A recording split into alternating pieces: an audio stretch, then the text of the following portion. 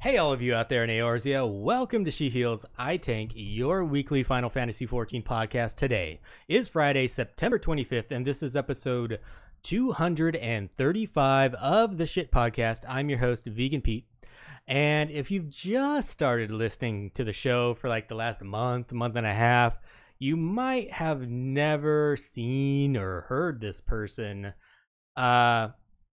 But back in what is probably a limited capacity, at least for tonight, is the lovely Avieo. Hey guys, how you doing? I hope you can hear me. I think they can hear you, Avi. Thank you so much for having that returning spirit, or that spirit that makes you want to carry on with the podcast. I kind of felt like I didn't have a choice. There was like this feeling in the household where it was like, Avi's coming back today because she spoke up on raid night. So because our raid team could hear her, that means everyone can now hear her. It's more like I hear you talk on the phone with your friend. I'm like, she can go. I don't talk on the phone with my friend. Yeah, you hang out. And joining us tonight, the wonderful, amazing Callie. How are you doing tonight, Callie? I'm doing wonderful. Oh my gosh. You know what? I so seldom get to talk on like 14 shows anymore, and it always feels like coming home, and it's just, it's exciting. It's refreshing. We are so glad to have you. And I know we originally talked that we were going to do like a 15-minute interview type thing, but you feel free to stay as long as your time allows you. I know your wonderful wife is podcasting as well tonight, so if you have to go for that. Or is it still fiance? It is fiance still. Okay. We're getting married in let's see. Oh my God, 4 weeks from today. Oh my God, I'm not ready. Oh my God, I can't wait to see the pictures. You know, I couldn't think of the word fiance, and I just said wife. Yep. So we're doing. We've already established that Pete's dumb. Yeah. That was off podcast. Yeah. We're doing a Ren Fair themed wedding. We're super geeked about it, but yeah, that's coming up in 4 short weeks, and she is podcasting on RNG&T with Kooky Persona, another LBR alum. So obviously they do an amazing job, and I can't help but notice that I'm the one that got kicked out of the studio at home and had to drive up to work just to do the show. But you know, I guess that's how it's gonna be. I get it. I mean, it's like they had they're grandfathered in, right? Like we already have this scheduled in. You're the one who's changing plans, so you gotta go over there. It was definitely a thing of like, oh hey hon, I've got an interview on Friday. She's like, oh well, you better get ready to go up to work then. I'm like, oh okay. I love her. I can't wait to have a voice again and like join them again, because I had so much fun when I was on their show as well. They do an absolutely amazing job. They really do.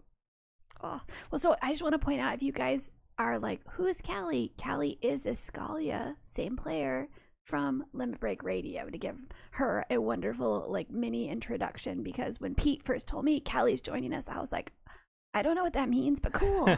So just wanted to point that out, just in case you guys are like having a ditzy day like me. So thank you so much. It's interesting going from obviously I did Limit Break Radio for years, and basically I lived by my character handle Eskalia Ryumasa, and then going into Checkpoint and doing what I'm doing today, a lot more often I have to just go by my actual name, which I have since come out trans, so I can go by Callie full time, which is nice. And now I'm getting married, and I'm going to be changing my last name again, because I'm taking her last name. So apparently I just can't keep the same name for more than 6 months. Changing your last name is such a pain. I still have certain credit cards and stuff that I'm like, I don't care. It's just going to stay that way. So I feel you. I'm already excited for tonight's show, because we just went like 3 minutes without me talking, and it sounded so good. Let me tell you something. I have made my career on doing 3-hour shows that had no business going a full 3 hours. And so I don't know how to do a show any other way. So we're just going to have to go 3 hours. All right, Avi, we're going 3 hours. You okay with that? I mean, I'm not talking the whole time. You're going to have to get a couple more drinks going.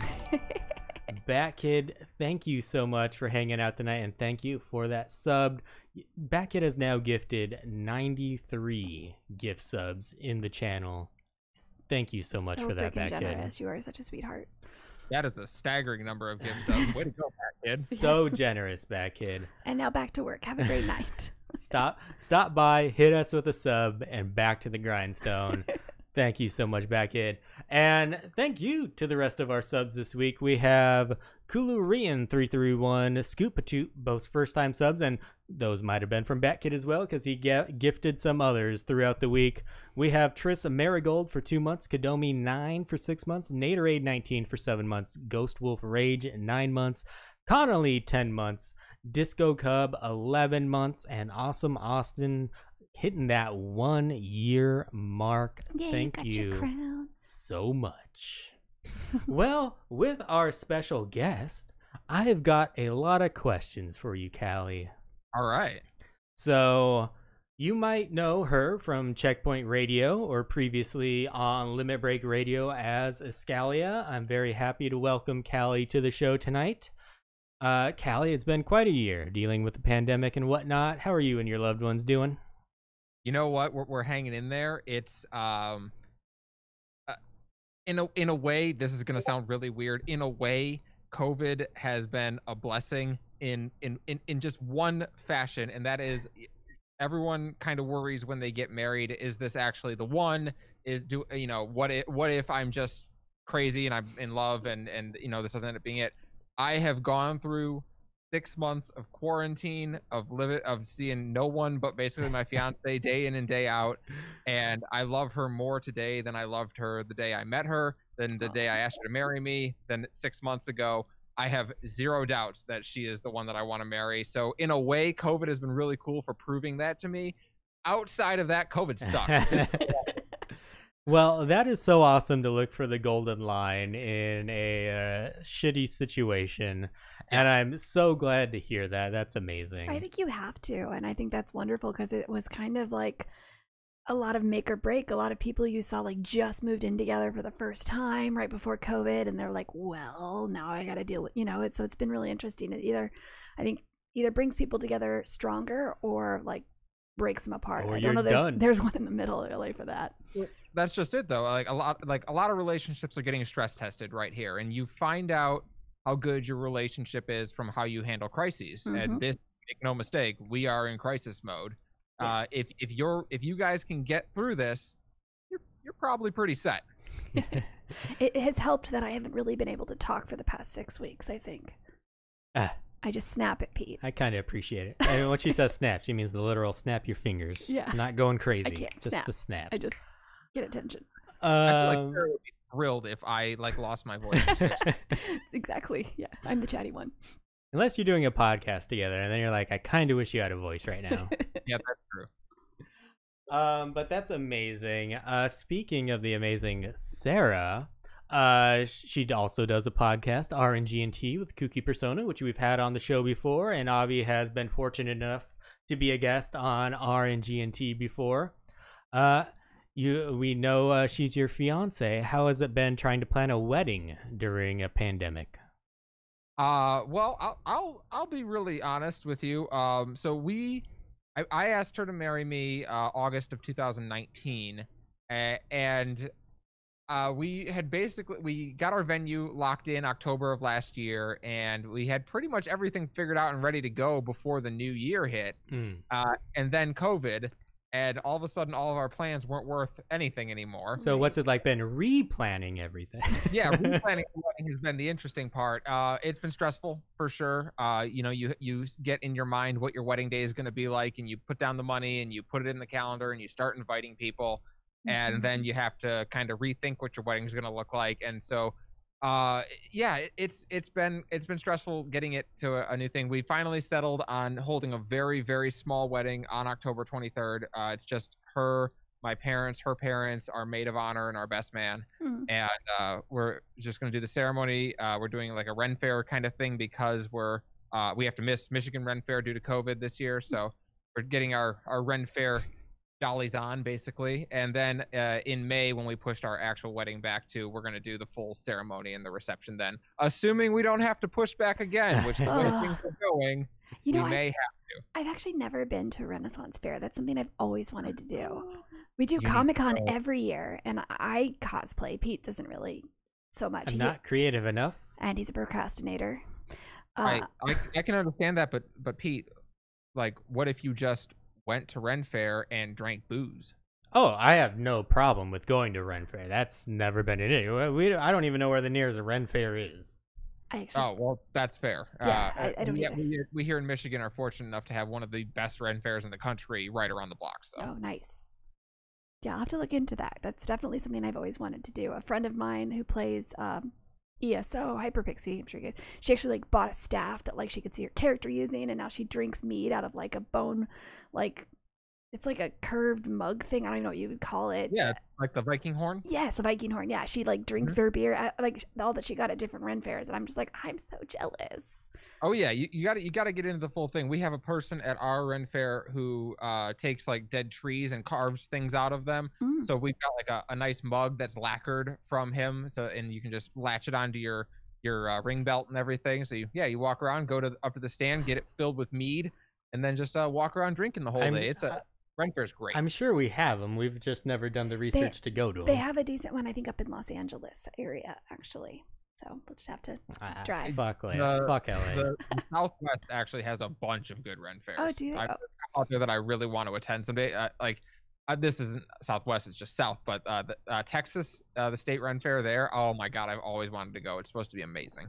Oh, nice. Well, like I'll have to DM you later so you can tell me some closer to our area that I should keep an eye out for when we're allowed to do that. Absolutely. Awesome. Okay. All right, Pete, continue with your interview. Sorry. I like to interrupt. You have no idea how much I love having you back, Avi. You know how I don't like talking. You can tell me over and over again how much you love having me here. I do not mind hearing it over and over again. So Callie, all couples have their arguments. One of the favorites that I saw come across my Twitter timeline was from Sarah. And she had tweeted, "All right, everyone. Eskalia and I were arguing about this last night, and we need your help to settle this." Oh, God. Breakfast burritos, yay or nay? Hard-hitting questions here. Thankfully, the poll was 82% yes, delicious, and only 18% you know. But what side did Callie come on? So I would say that I was not in the popular opinion on that one. I said that we were talking about what we wanted to have for breakfast the next day, and we decided that we were going to order breakfast in, and she wanted breakfast burritos, to which I made a face that she picked up on. And she's like, "What? You can't have a problem with breakfast burritos." And I went on a long diatribe about how I feel that they are completely the most overrated breakfast food that's ever been like made. Like they're so overrated. That isn't even a just like I don't prefer it. That's like I have a real opinion on this. This is such a couples thing to do. It's like we've disagreed. You're obviously wrong, so I'm gonna post this to prove how extra wrong you are. It very much became one of that. What I've come to find out is my opinions in our household. So unfortunately for me, our roommate is her brother and my best man for this wedding. Okay. And he and her have very similar opinions on food, and they're all a lot more refined than my opinions are. And so I end up looking like an idiot a lot in my household. Aw, Pete does that without trying. Oh, well. I'm just that good. I can't say I'm putting a lot of effort into it either. I just happened to marry a vegan and like hoped it would like go away. Hey, I can make a pretty damn good vegan breakfast burrito. I'll tell you that. Yeah, it's nothing compared to bacon. That women marry men hoping they'll change, and men marry women hoping they won't. Yes. Something like that. Yep. Yeah. Which makes it really weird in our case. What happens when a woman marries a woman? When a trans woman marries a woman? I don't even know what happens there. Well, you changed right away. Yeah, clearly. So then, except I still don't like breakfast burritos, and I also don't like pancakes, and she doesn't like me about either of those things. So pancakes are only good if you eat them at a restaurant. I don't want to make them at home. Somebody's got to make them. Same with breakfast burritos, actually. I don't want to make my own breakfast burrito. I don't want to make my own pancakes. Yeah, I feel like breakfast is ruined when you have to put a lot of work into it. I feel like more than any meal, like if you have to put a lot of effort into your breakfast, there's no enjoyment in it anymore. The most I'm willing to do, we are now on doing the breakfast sandwiches in our house. So we get up early, we do some egg McMuffins. Wait, what the fuck? You're okay with a breakfast sandwich but not a breakfast burrito? Absolutely. I'm all about the breakfast sandwich. So you're just anti-tortilla? What the fuck? You know what? Is it weird? I love burritos. I love Mexican food. I love all like Spanish cuisine. Maybe it's because you don't live in San Diego, Los Angeles. Like you don't live near the good that's breakfast burritos. That's the only thing I could think of. Like I think you're from like Michigan or something like that. Yeah, you said and it's like, yeah, I guess I just have to forgive her for that. Yeah, maybe that's part of because like I'm sure like if I were to go hang out with Christine, right, she would get an incredible breakfast burrito that I'd be like, oh my god, it's the best thing I've ever put in my mouth, and I've put a lot of weird things in my mouth over the years. I say that on this show. Is that okay? It's the shit podcast. Only if you elaborate. It's the shit podcast. If you notice, our little emojis are all poop puns. Oh, right. Okay. I'm just checking. I mean, listen, college was wild. I had a lot of weird things in my mouth. But anyway, no, I feel like a breakfast burrito like out on the West Coast, on the Pacific Coast would probably be amazing. Mm-hmm. It's like, it's good, and I'm sorry, vegan husband, if the tortillas are made from lard and they're basically like melting in your hand as you eat them, it's like an amazing breakfast burrito, and that's like when the magic happens. Oh, yeah, I visited my sister in Maryland and had a burrito. I'm like, no, that's not a burrito. No. So this is so I grew up in San Diego, and I remember hearing that in the Midwest, tortillas came in cans. And I now know that's not true. Okay, as a Midwesterner, I'm going to go ahead and put that one to bed. No. I learned as an adult that that's not true, but I was like, why would you ever put a tortilla in a can? So I was super judgy at a very young I'm going to so perpetuate that lie. Yeah, they come in little plastic bags. What? Yes. But could you imagine a canned tortilla? I mean, that's got to be like bagged milk, right? That's weird. Yeah, it's just wrong on so many levels. Yeah, and it's weird too because people ask like, "What do you mean? Like you don't have bagged milk?" Like, no, it comes in a carton, and then they're confused with what a carton is, and you're like, "Okay, you know what?" By the way, okay, I'm sorry. Recently I had to open I got like a creamer, and I had to open like an actual carton of milk where you had to like fold the pieces of paper back, and fold. Have you had to do that in a while? Because it's really hard. Are you talking about like in like elementary school? Yes. Like a carton of milk? Yes. No, I mean the only thing I can think of where you might still do that is like a creamer or something. Like you never get milk that way anymore. No. I just was like, I got it. I think it was from like Trader Joe's or some little like kind of store, and I was like, oh yeah, I got this creamer. It's gonna be so good. And I was like, fuck you, creamer. Fuck you. God damn it. Can I just poke a hole in this stupid? Then she just took out her switchblade and cut off the top. It was such a hot mess. I think I ended up pouring it in a mason jar. Like I ruined it. Yeah, no, I don't think that I've seen that in quite some time. Nowadays, like the Nestle ones that just have like the pop top or the little twisty thing. Yeah, like yeah. So just be warned, if you come across one of those, just get a mason jar and like cut it open, pour it in. You'll be better off. Well, moving on from breakfast foods, Callie, you were part of what I'm fairly certain was the largest Final Fantasy XIV podcast in Limit Break Radio. Mm-hmm. Despite the success and the large fan base, you all made the decision to try to grow another show you all had produced, which was Checkpoint Radio, now Checkpoint XP. You decided to sell that IP to Beasley Media. Mm-hmm. What was your thinking and feelings at that time that made you want to take the leap and not only sell that IP, but also come on as hosts, as talent for that show as well? Wow. Okay. Mm-hmm. So it was, I mean, certainly an interesting time. The second, I'll put a disclaimer out there. These are my opinions on it. I'm sure if you asked every host on the show, you'd probably get 5 different answers about everything. Mm-hmm. But from my perspective, Limit Break Radio, the second incarnation, the one that I was a part of, was it was always going to be a limited lifespan project. We did not want to get to the point that shows that suffered around 11 saw, where we got towards the end of the game's lifespan and interest from the fan base started falling off, and then we're just kind of hanging on with the game that maybe we're not interested in playing anymore. We wanted it to grow into something else. So Limit Break Radio, the podcast, for us at least, or from my perspective, was always meant to kind of be a springboard into another project. that project ended up being Final Encounter Cast, which served as the basis for Checkpoint XP, or Checkpoint Radio at the time. For like the idea of selling the IP and moving to work for Beasley, it would taste a lie to say anything other than, oh my God, I'm still working retail, and oh my God, I don't have to anymore.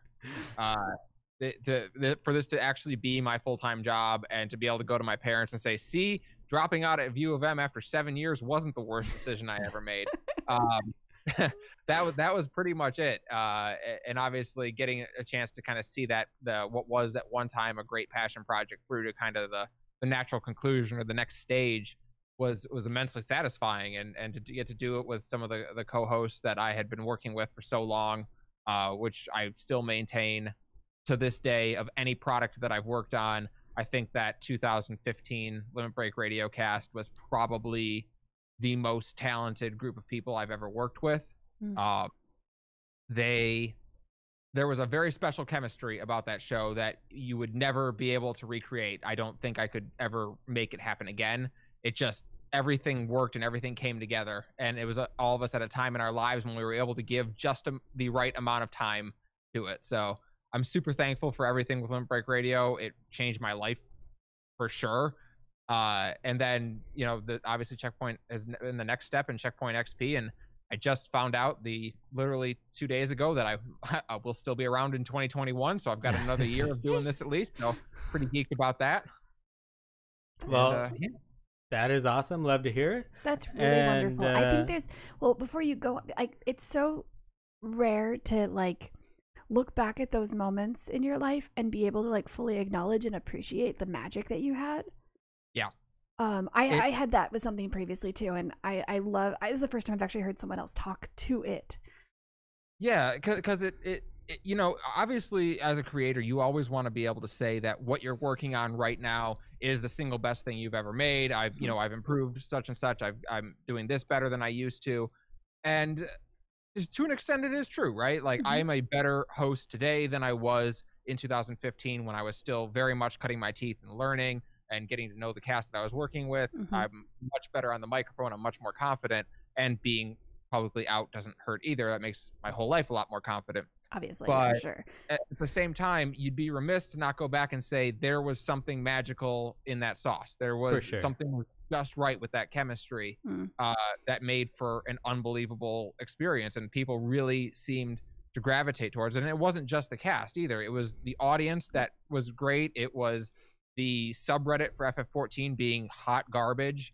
It was the game giving us just enough really good stuff and then enough really bad stuff for us to work with. And it was also a lack of a villain in the space, which was a space that we got to kind of go in and fill. Yes. It's always more fun. Everything kind of fell together perfectly for that show, and I'd be shocked to see it ever recreated. And I think we have kind of a similar thought, because besides She Heals, I Tank being a bomb-ass acronym, it was nothing Final Fantasy related. It could apply to any podcast or any MMO that we would find ourselves interested in at the time. And we've made that very clear since the beginning of the podcast that if we are not happy with the game, then that's probably it for the podcast. We're not going to do it just for the podcast. We're going to do what makes us feel happy. I do have to say, Pete, with you saying that you are definitely still way Final Fantasy committed than I am. I am. I do enjoy Final Fantasy 14 quite a lot right now. Granted, I haven't tried out a lot of other other MMOs recently, but yeah, I'm still enjoying it. So, but what you're talking about is spot on. We saw it a little towards the end of LBR where we were what used to be a bit of us being mad at the game was starting to get okay, yeah, but I really don't want to play this anymore. We were getting into that 4.x era of Stormblood, which I maintain is the worst the game has ever been outside of 2.x. Yep. And it was getting really, really hard to stay invested in the game. And the one thing that we didn't want to do ever was put out a bad show. I'd rather not do a show than put out a bad one. And that's kind of where we all got to, is all right, listen, we know LBR is coming up on its end. We know Checkpoint is really starting to take off the way we want it to. you know, and it's just looking for the appropriate way to sunset one brand and move into the next one.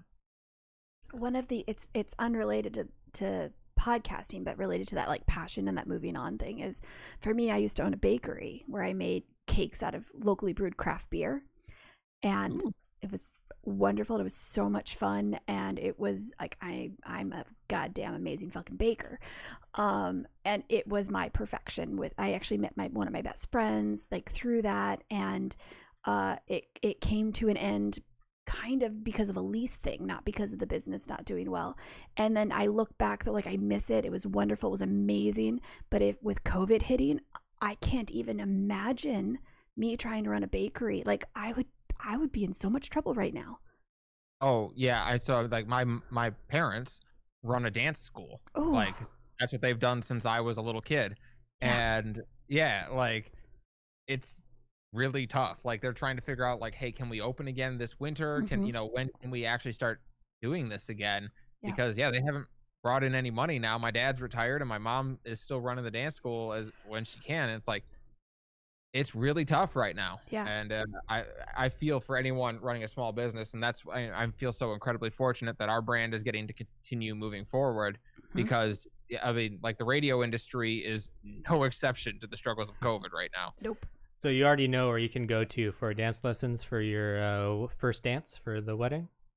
You know, I keep thinking about it, and it's I have like 7 left feet. I cannot dance So for the life of me. I made Pete do it. That was one of we're doing dance lessons. Yeah, we might do something like that. We also have like a very noticeable height difference, so like we have questions with that we need to figure out, both with our first dance and our kiss, and it's like there's a lot to piece together. We did finally pick our song, and we're pretty geeked about that. We're being total nerds, by the way, with our music for this wedding. I'll spoil some of it. So we're doing a song from Undertale for our walk down the aisle, and we're doing a song from Steven Universe for our first dance. That's awesome. My uncle played the guitar, and it was The Princess Bride. Oh, okay. Don't say that to Sarah, otherwise. when we first did our rehearsal, like I was like trying to walk down, and I just started crying because I dreamed about that since I was like a little kid, and I was like, I can't even walk down the aisle because this is just so. Yes. I know.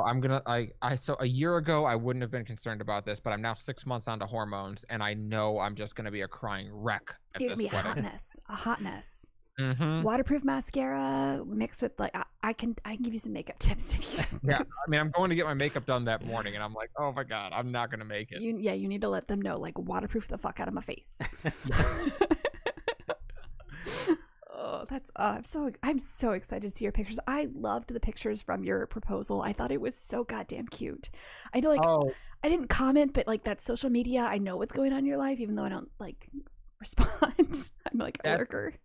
And that was so perfect too. So our first year that we moved in together, we went to the Bristol Renaissance Fair, which is in Wisconsin, because I have a friend who lives out in Wisconsin, and that's where that ended up happening. While we were there, my friend nudged me and pointed to a shop that sells these metal roses that have like rose oil in them, so they smell like a rose for years. And so she pointed me to it, and then kind of distracted Sarah while I went over and bought one. And so we went over to that bridge, and I took a picture of me me offering her the rose on there, and she loved it.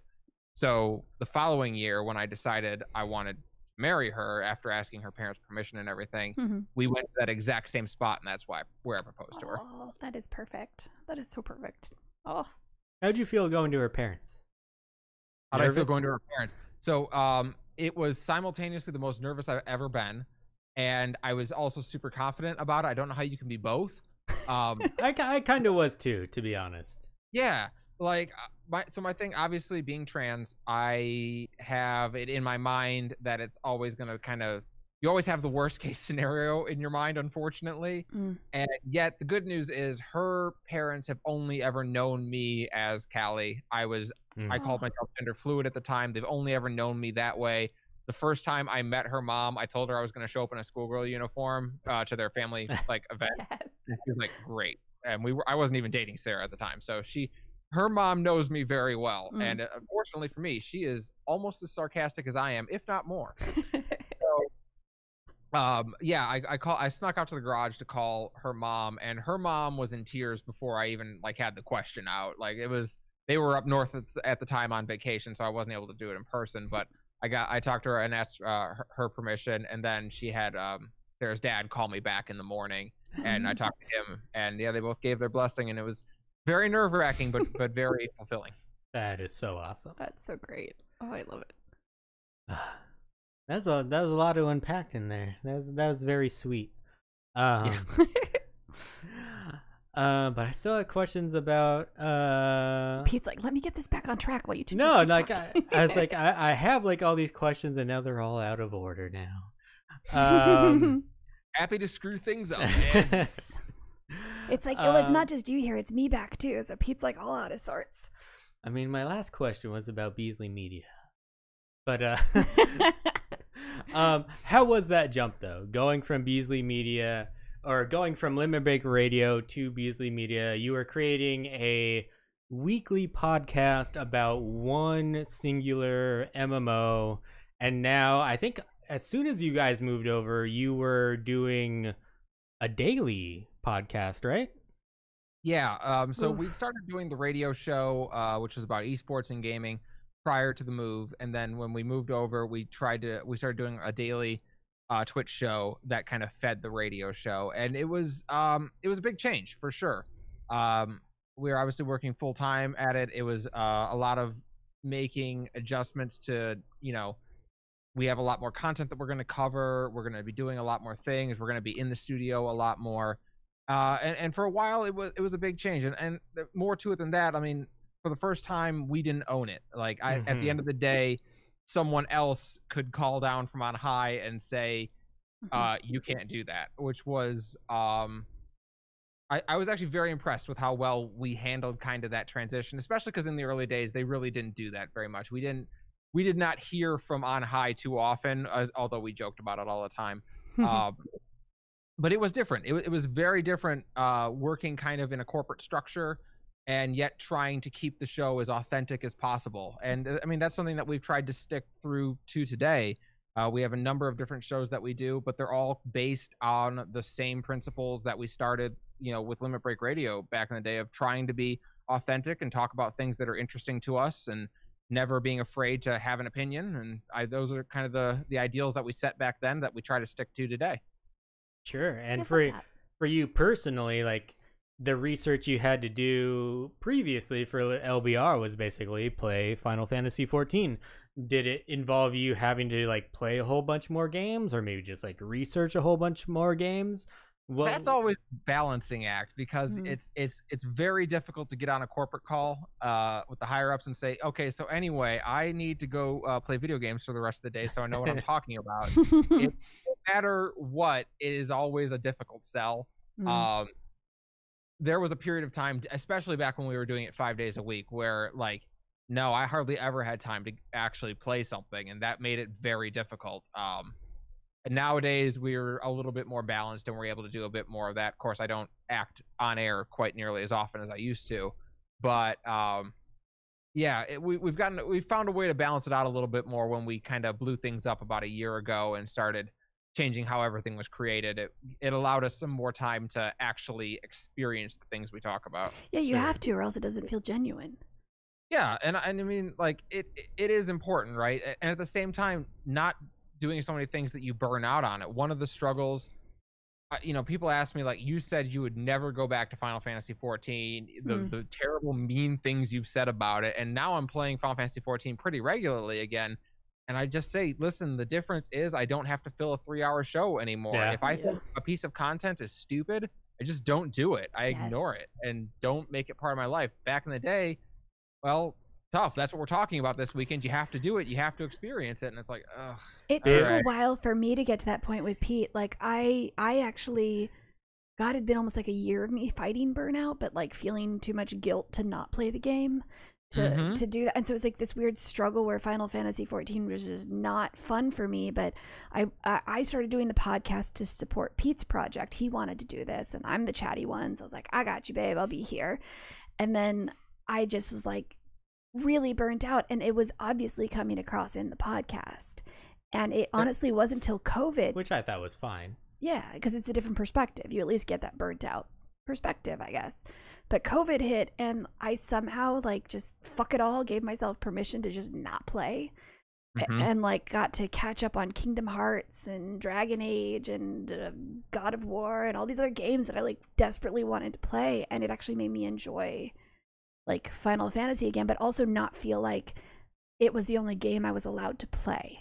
Yeah, and that really is it. I mean, you come back to the game now and you play it when you feel like playing it, and I mean that's how to, I'm playing it. I got back into it because Sarah wanted to try it, so we both started playing again, and it was fun again. It was fun to get in and just do the things that are interesting, and it doesn't hurt that Shadowbringers is amazing. It doesn't hurt that it is the best content they've ever released in the game. I'm so worried that like they're not going to be able to meet it. Like it's just yeah. I think there's still room for improvement. I can't help but think maybe they peaked. I think I'm with Callie on this one. I'm worried they peaked. I think they started out good in the expansion. I think they faded towards the end. Right, but like Shadowbringers is like the best MMO story that's kind of like ever happened. Yeah. How do you go up? Yeah, but you just had to qualify that. That's the best MMO story there's been. You can say that's the best story there's been. No. But it's not. So there's still room for improvement. You can still tell an amazing story in a video game scenario. I think there's limitations that having it be an MMO with a very generic main character that like puts on the story they're able to tell.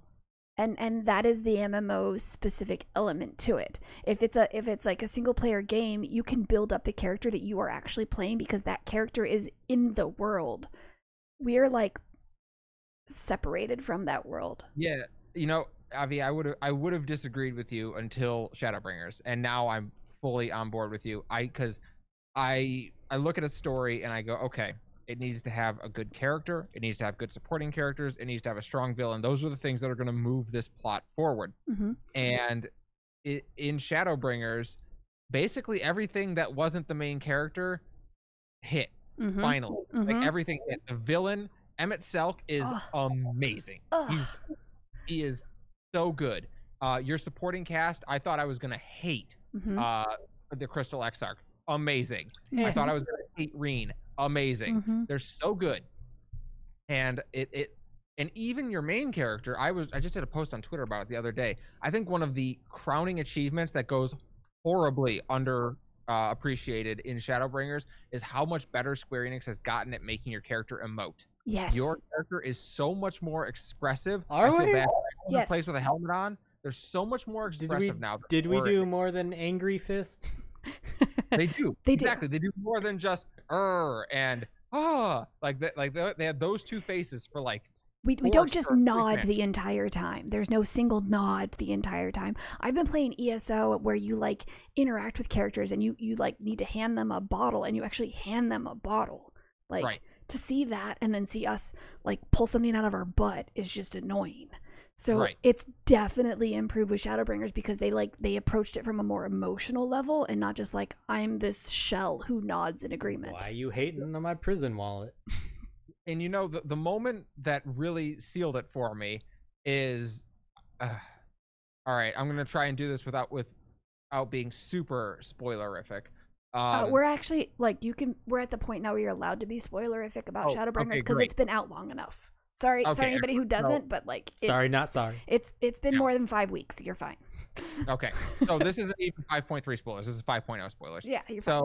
So the moment that sealed it for me is after you beat Hades and the Scions all show up and they're starting to like blast Hades with the light to try and grow the shard. What's it called? We're not that good at the words, but yes, we do know. Exactly. Yeah. They're trying to grow the light shard in them basically, and Urianger yells, "Now hit it or strike with all your might!" And if you thank you, Dolvik, White Orsite. Thank you. Yes. And as he says, "Now strike with all your might." If you watch super carefully as it pans forward, you can see this like smirk of confidence on your character's face as you turn and do it. And I'm like, it's little details like that were just painfully absent in prior expansions. If you don't know what I'm talking about, hit the unending journey and watch that cutscene again. Watch the look on your character's face during that moment. It's like deadpan. Like they just nothing. This actually was like you're part of the world. Like I actually was just thinking, like, so I am a Viera. I freaking love my Viera so much. Like my Alta Viera. Do you have the hairstyles? I actually do. I just want to be able to use the ones I spent goddamn real money on and actual time on. I want to actually go back and like see the other story in the hopes that I will get that from them with her. But like hearing you say that reminds me that I won't. Yeah, allow me to go ahead and tell you right now that you won't. No, absolutely not. And I gotta tell you, so having done this story now twice, once on my Miko and once on my Viera, making the transition from Miko to Viera is staggering because they are bored supermodels. That's the only look they have on their face. Bored supermodel. Like I'm too good. Literally used that. That's why I married Avi. No, we had a Discord conversation about raw females, how they have resting bitch face, and I said, yeah, but I love my Viera because she's not quite resting bitch face. She just looks bored. It's not exactly, and it never breaks. Like when someone does something like really mean or like something really foreboding, you still just have that same bored look on your face. Like, all right, I guess I'll just kill you too. Whatever. But if you have your like your resting position so that it like cycles through, when she does things like adjusts her hair, she actually smiles a little bit. She's like, "I'm just taking care of me." What? So I have a Miko and I have a Viera, and then I started playing Eskalia again. Eskalia obviously was my public-facing character for years, and Callie and Lily were my secret characters that no one knew about when I wanted to role play or when I wanted to get to be a girl and have no one question it. So those were my characters at that time. And now that I'm out, I always play as Callie or Lily, and Eskalia was the one who kind of just sat there collecting cobwebs. Right. So I finally busted her out, and the problem was Eskalia and Callie had the exact same character model, so it was time for a Fantasia. And I have now a Highlander as Eskalia. And again, going from a Viera to a Highlander is staggering once again because they are so expressive and so emotive. They are over the top with everything. I love her. I started the game Ellison, and I've actually kept the same character and I change her. But I started Ellison, and then the comment today actually we were talking about is Square Enix made them too giraffe when they should have made them more deer. For like the elegance and the way they move, they're like, I'm a pretty giraffe. Like it just doesn't work. They need to be like an elegant, graceful you gotta say deer. it with a southern accent. I mean, I don't know how that happened. Yeah, you do have to be careful. I'm a giraffe. Sarah has an Aura and an Ellison. Her Ellison, I figured it out, or she figured it out rather. You just have to make them like middle-aged. You can't try to make like a young, like doughy-eyed Ellison. It doesn't work. They have to be like middle-aged and sick of your garbage. Like they are done with this. That's totally fair. Ellison. That's totally fair. And then I was a Highlander for a long time, and I still have pictures of my Highlander, and I fucking love her because they have like this kind of masculine but still feminine like strength to them that I just like super appreciate. And then I went go ahead. Way TMI. This is like so beyond TMI. But you know, before I was out, whenever I was presenting feminine, I was a freaking princess. Like I was like hyper feminine, almost to the point of like it being silly. Like that's just how I presented. And now that I'm out and I'm in the I don't really give a fuck what anyone thinks mode anymore, I have gone just straight up like butch lesbian. Like it's gone completely the opposite direction. And so in the olden days when I would have been mortified at the concept of playing a Highlander, now I see a Highlander woman and I'm like, oh yeah, yes please, I'll take two. And she's great. And I just finally got a body piece on her that actually shows off the tattoo, so I can show off my legacy tattoo, which is sick. Nice. I actually get that because I'm this sort of woman who's very tomboyish, and I actually I kind of dress along the lines of the lesbian ish with my overalls and my high-waisted mom pants and my Birkenstocks that Pete loves. And so then worst shoes ever. So when I dyed my hair pink the first time, I was like so anti-pink, and embracing the color pink for me, and I've really embraced it in game, was kind of like this whole thing of where like I'm allowed to like these less feminine elements and also still like things like pink, and trying to find that balance between the two was a really interesting journey for me personally. Yeah, I totally hear that, because again, like it was the opposite direction for me. Like I embraced pink so hard, and then it was like being like, oh right, I can still have some masculine traits without like being fake trans. Like like it is a thought process that goes through your mind. So I totally get what you're coming from. Yeah, so it's I love hearing the like the other side of that, like where I was worried to be like, if I'm too girly, I grew up with all boy cousins and I joined the Navy and I did all of these things where if I was too girly, then I was considered weak. And so I wasn't willing to present that side of myself. And so to like realize I can be strong and I can still like pink was kind of a fun mid-30s journey. It really is that journey of, you know what, I'm in my 30s now, and I like what I like. Like I don't know what happens when you go from like, it's either like 28 to 29 or 29 to 30, where your brain just flips into like, I don't care anymore. I don't care what anyone thinks. I'm too old. Like because like I'm watching the world literally burn down around me, that I have to be like, what? I'm not going to live to 40 anyway. Who cares? I'm just going to be happy. Yeah, exactly. Just be you. Be happy. I love it. So tagging onto this, I think you mentioned you guested on Aetherite Radio. I think it was in June, for Pride Month. Yep. Doing an episode on LGBTQ TIA plus representation in Final Fantasy XIV. And one of the things you mentioned was that with your character Eskalia, you spent maybe like 5 minutes with it. And then when you made your character Callie, you wanted that to be more like the feminine self that you wanted to be, and you spent like 4 or 6 hours on that. So is there any reason between you like keeping the Eskalia like Twitter handle any more than just that's what people know you as? Interesting. So yeah, when I first got into the game, I made 2 characters knowing that I was going to have a very secretive life and a very public life. For the public life, yeah, I made her look like my Final Fantasy XI Miko. I found the first hairstyle that looked close to what Ryusa looked like, and I found the closest face I could find, and that was basically it. And I was done in like 5 minutes. It's because you didn't make her for you. What's that? You didn't make her for you. No, she was not made. She was made to be a public persona. And then Callie, who got named at that point as an offshoot of Eskalia, yeah, that was the character that I knew I was going to be spending probably more time on overall, and would be much more important to me, because I wanted her to be my feminine self. I wanted her to be someone that I could, when I'm playing this character, I am a girl, no questions asked. That's what it is. And yeah, I ended up spending something like 4-6 hours, something like that, in the character creator, putting her together and getting her just the way that I wanted her to be.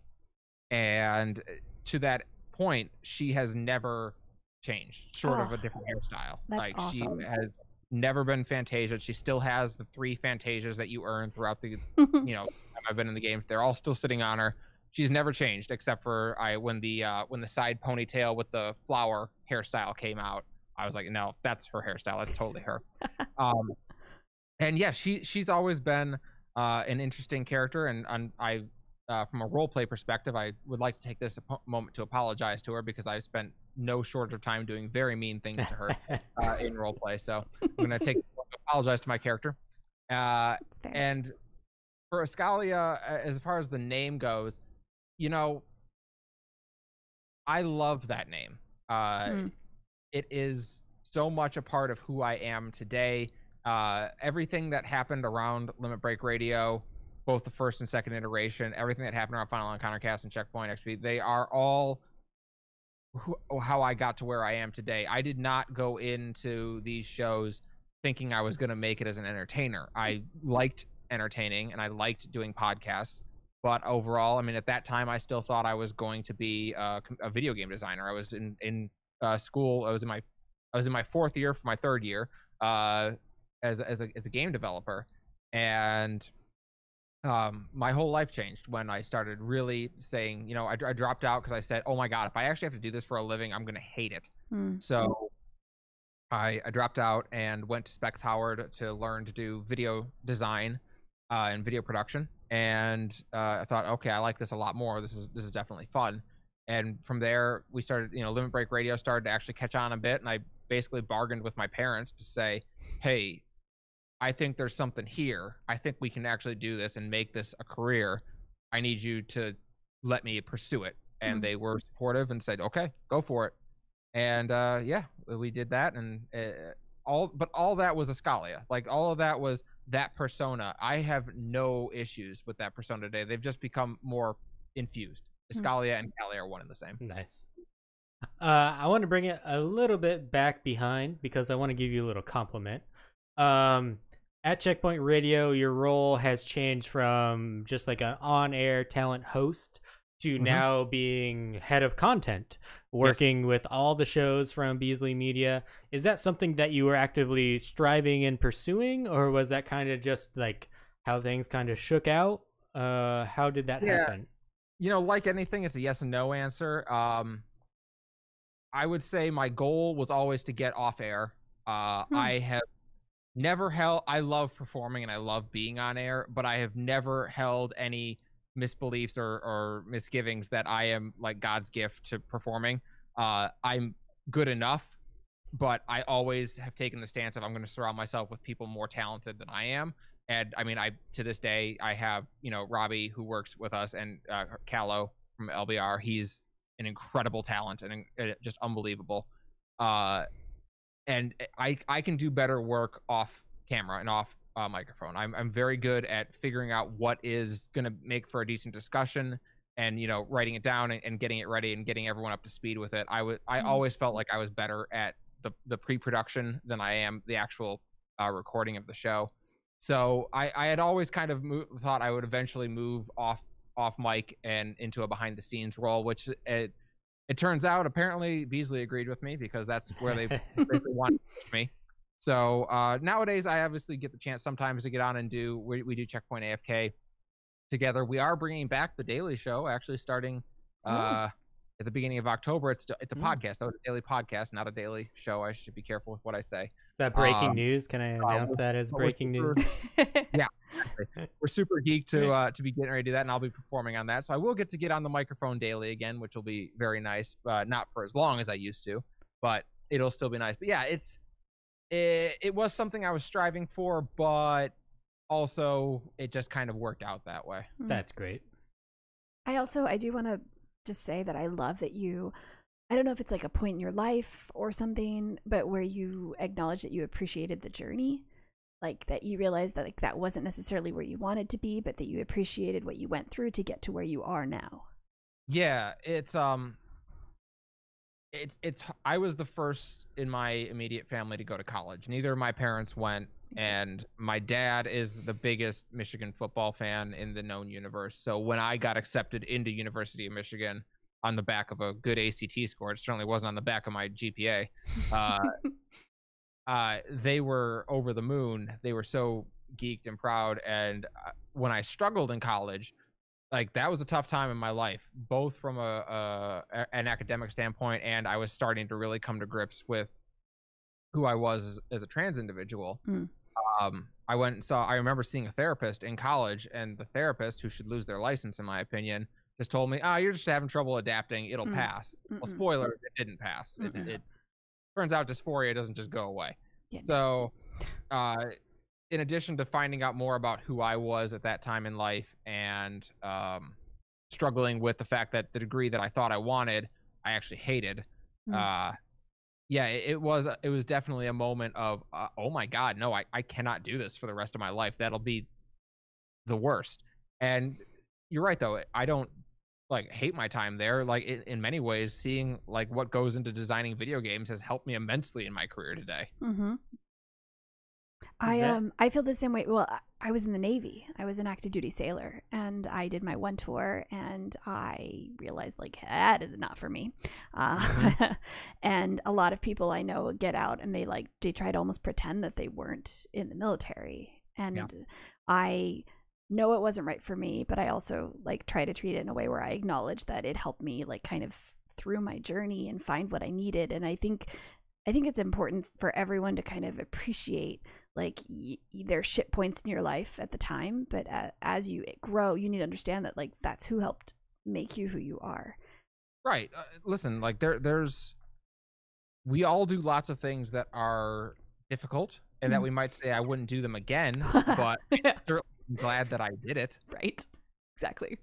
I mean, I'll take LBR as an example. Anyone who thinks that LBR was an easy show to do week in and week out is kidding themselves. That was immensely difficult and challenging at times. And there were plenty of weeks where, you know, I would have been just as happy to roll over and go back to sleep and, you know, enjoy my Sunday off. But it changed my life so much, and I learned so much doing that show. I'm beyond thankful to have had the opportunity and to get to do it. But like, if I had the opportunity to go back and do it like again tomorrow, no. Right. Exactly. Like I honestly feel like I this is the longest you and I have ever spoken. I know Pete's here in the background. I'm glad to have you back, baby. I was really surprised how much you and I have in common. I never got a chance to really talk to you, and I've really enjoyed this. Oh, well, we got to talk more often then. Yes, I agree. Definitely. I mean, we would have had a chance to talk more often if we would have had a fan fest this year.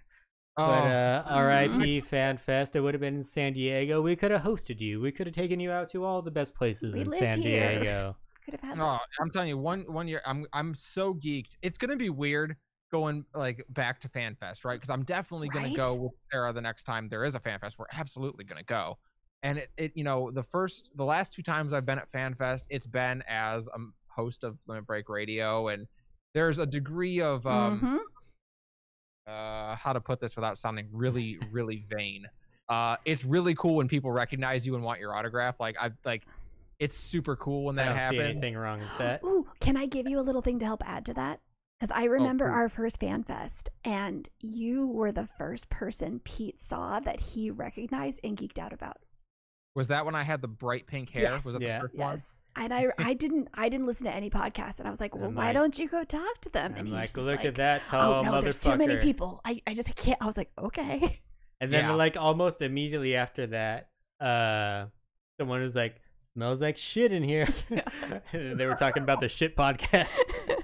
Yeah, but it is like those kinds of so we're obviously all content creators, and creating content for Final Fantasy 14 is super awesome because of this amazing community. But we also recognize that it is a more niche community. Very it is niche. At the end of the day one MMO. Yes. And so when you get to go to a place with a bunch of like-minded individuals, and there's people there that enjoy the content that you create, as podcasters, obviously Twitch lessens the blow of this a little bit, but as podcasters, it is usually a very one-directional media. Right. We send it out, and we hope, we get the download numbers back, and we hope that people liked it. Maybe if they really enjoyed it, they send a nice message on Twitter or something. I just want to say really quick, because I can feel like how my thing that I just said might have come off wrong. I know it was Ruby from Gather Together. Yeah, I didn't want to be like some random person said it smells like shit. It was Ruby from Gather Together. I know who it was. Okay. Some rando who just happened to be walking by anyway. Like as soon as I said it, I was like, oh, I should have said who it was. Like, but it was just that first Twitch actually, or not Twitch. Sorry, I went TwitchCon in my brain. That first Fan Fest was actually like kind of pre-Twitch. So that was yeah. I mean, we were doing the show on Twitch at that point, but I mean, Twitch was still kind of early. That was what, 20? Yeah. Was that the 2014? Yeah, like I actually rarely listened to LBR live. It was always on the podcast. Yeah, like I don't think I wasn't even really like aware of Twitch at that point. I was just like, I'm showing up because I love you, baby. We're doing this thing. Yeah, and those are the cool moments. Like, when I ran into Ethis Asher there, like it was like, oh, Ethis, hey, we joke all the time. We've talked on the show a bunch of times, and meeting Kyoko Star, who is one of my favorite people in the FF14 community, or even the Shannon Ockmorn, who is, I believe, now working for Epic. I think she works for now. Yeah. She's moved on. I know she moved on from SE. She's I ended up going to so my best friend is like a ESO podcaster and like podcaster and streamer, and I ended up meeting her in Vegas because she didn't want to go by herself to this ESO convention where they were like talking about the early release of Greymore. I got like into this and I didn't give a shit about any of it. I was excited to meet her. So it was just really fun to actually be at one of those events where there's like all these game developers and the producers. You're like, I don't know who he is. Hi, have you met my friend? Yeah, exactly. It was like the other day, Susan Calloway shared the picture that we took with her right after we did our interview, and it was like, oh, that was such a cool moment. That was so much fun. And I mean, I think back to like just getting to see Nika in person. Like people forget, like she was always over Skype or Discord or whatever program the hell we used back then. Because she didn't live around here like the other four of us, and so it was just cool getting to see Nika and actually having the full cast in the same room was good times. It'll be weird going to the next one when it's me and Sarah and we're just we're there as fans as opposed to content creators. Yep. Well, we'll still all meet up as long as you have like those people to meet up that you're excited to see and to like geek out about with. I feel like that's the important part. Yeah, it'll still be fun. Yeah, it'll still be wonderful. All right, Pete, let you get back on track with your I guess our whole podcast is going to be this just conversation, and I kind of love it. I am totally fine with that. So we talked about some of the big moves career-wise you've made. You also took a big step in your personal life recently with getting engaged to the wonderful Sarah, as we mentioned before, but also more recently making the choice to begin hormone replacement therapy. How has that been for you so far? Ooh, that's a big question. I didn't read that one. It has been the single most wonderful, confusing, difficult, strange, and satisfying thing I've ever done. Everyone said get ready for Puberty 2, the sequel that no one wanted, and that is what it is. It's everything changes when you start HRT. I wish I could say it's real simple and easy to get through. I understand now why so many, and like why even myself, were hesitant to begin the journey because it's not easy. It is like things that I used to be. I was very stoic as a person. It took everything. Nothing got me angry or upset. I did not have those emotions for whatever reason. That is no longer the case. I still don't get angry, but I do get upset. Like, do you get the random cries at like the Hallmark commercial yet? Because that shit's annoying as fuck. It's not a Hallmark commercial, but it will be like I'll watch the end of Korra and see like Korra and Asami like hold hands, and it's implied that they get together, and I'm like freaking out, losing my mind, and like smacking Sarah on the shoulder, like, oh my god. Like I think I say the Hallmark commercial because that's the first time I ever remember it happening to me. It was like there was like this commercial where like the neighbor gave a card or something, and it was like the first time I cried, and I was like, I fully acknowledge I shouldn't be crying over this. Yeah. It literally, you get to the point where like I always hate it when people say like I literally cannot even right now, but that's emotion. That's what it is. You cannot even. And it like just hits you in the chest, and then Pete looks at me, he's like, "What's wrong?" And I'm like, like you wouldn't understand. You can't actually control what's happening right now. So yeah, there's that. None of my clothes fit. Not a single article of clothing that I own fits me anymore. And when I bought a new one, it stopped fitting after like a month, and I was really upset about it. But I did finally get 2 new pairs of jeans from Express, and they had a pair of bell bottoms in. And I've been waiting for bell bottoms to come back in fashion for like 5 years. I was so excited. I have never bought a pair of jeans so fast in my entire life. That's awesome. But yeah, there's that. There's obviously everything changes. Physically, everything changes. Romantically, it's all different. It's been, at the same time, I've never felt as good. Oh, I'm so glad to hear that. Like I joke about it every morning. I take my Feminems. There are so many good names out there. There's so much good slang for HRT pills. I like Feminems. I'm a big fan of breast mints, chiclets, and antibiotics. Oh, that's wonderful. That's great to hear. I'm so glad that like I started also doing laser hair removal on the face and neck, and that sucks. That's I I've Nope. experienced that. That's Yeah, not great. that's not fun. They describe it as it's a combination of feeling like someone's taking a rubber band and snapping it on your face with a lighter. Yeah, like I don't know what getting a tattoo feels like, but I got to imagine it's pretty similar. Nope. Like it's got to Nope. be something like that. The tattoo does not have the rubber band effect because I have a lot of them. Oh, The tattoo okay. is just kind of like someone has a lighter and they let the metal on it get hot and they kind of like touch it to you, and it kind of Oh. hurts, but it's not like oh my god, I'm gonna die. This is like I got stung by a goddamn hornet and it burned me. Right, exactly. Like especially like the upper lip is like, oh my god, it's the worst. Mm-hmm. Yep. Yeah. Sorry. I had the getting older where you have the couple of coarser hairs. That's when I started to. So I went and got the laser hair removal to make sure that like those showing my age, but those coarser hairs, like, you motherfucker, you're not coming back. So that's when I got to experience that on my face, and I would love to do it in more places, but no, that hurts like a motherfucker. Mm-hmm. TMI. Sorry. Love you. Thanks. Bye. No, Well- believe me, I was like sitting there like, okay, how do I address the hormone question without going horrifically TMI? No, we're all about it. And then I just go along with you. It's cool.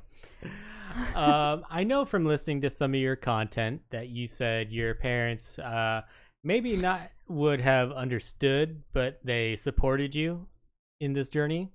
Mhm. And I have to say that's very fortunate. Not everyone can experience that. And I think the fact that Checkpoint XP supported you as well is also a very fortunate thing. Can you talk a little bit about what you feel about your employer, not only just accepting it, but even giving you a platform on the website? There is a section on the website for Callie's journey. Did you feel very fortunate that they were able to open that up to you? So I wanted to do that, and I've been the absolute worst about actually filling it out. So I probably need to take it down. But I'm super glad you asked this question, because it's, I think, one of the most important things that I'll get to answer tonight.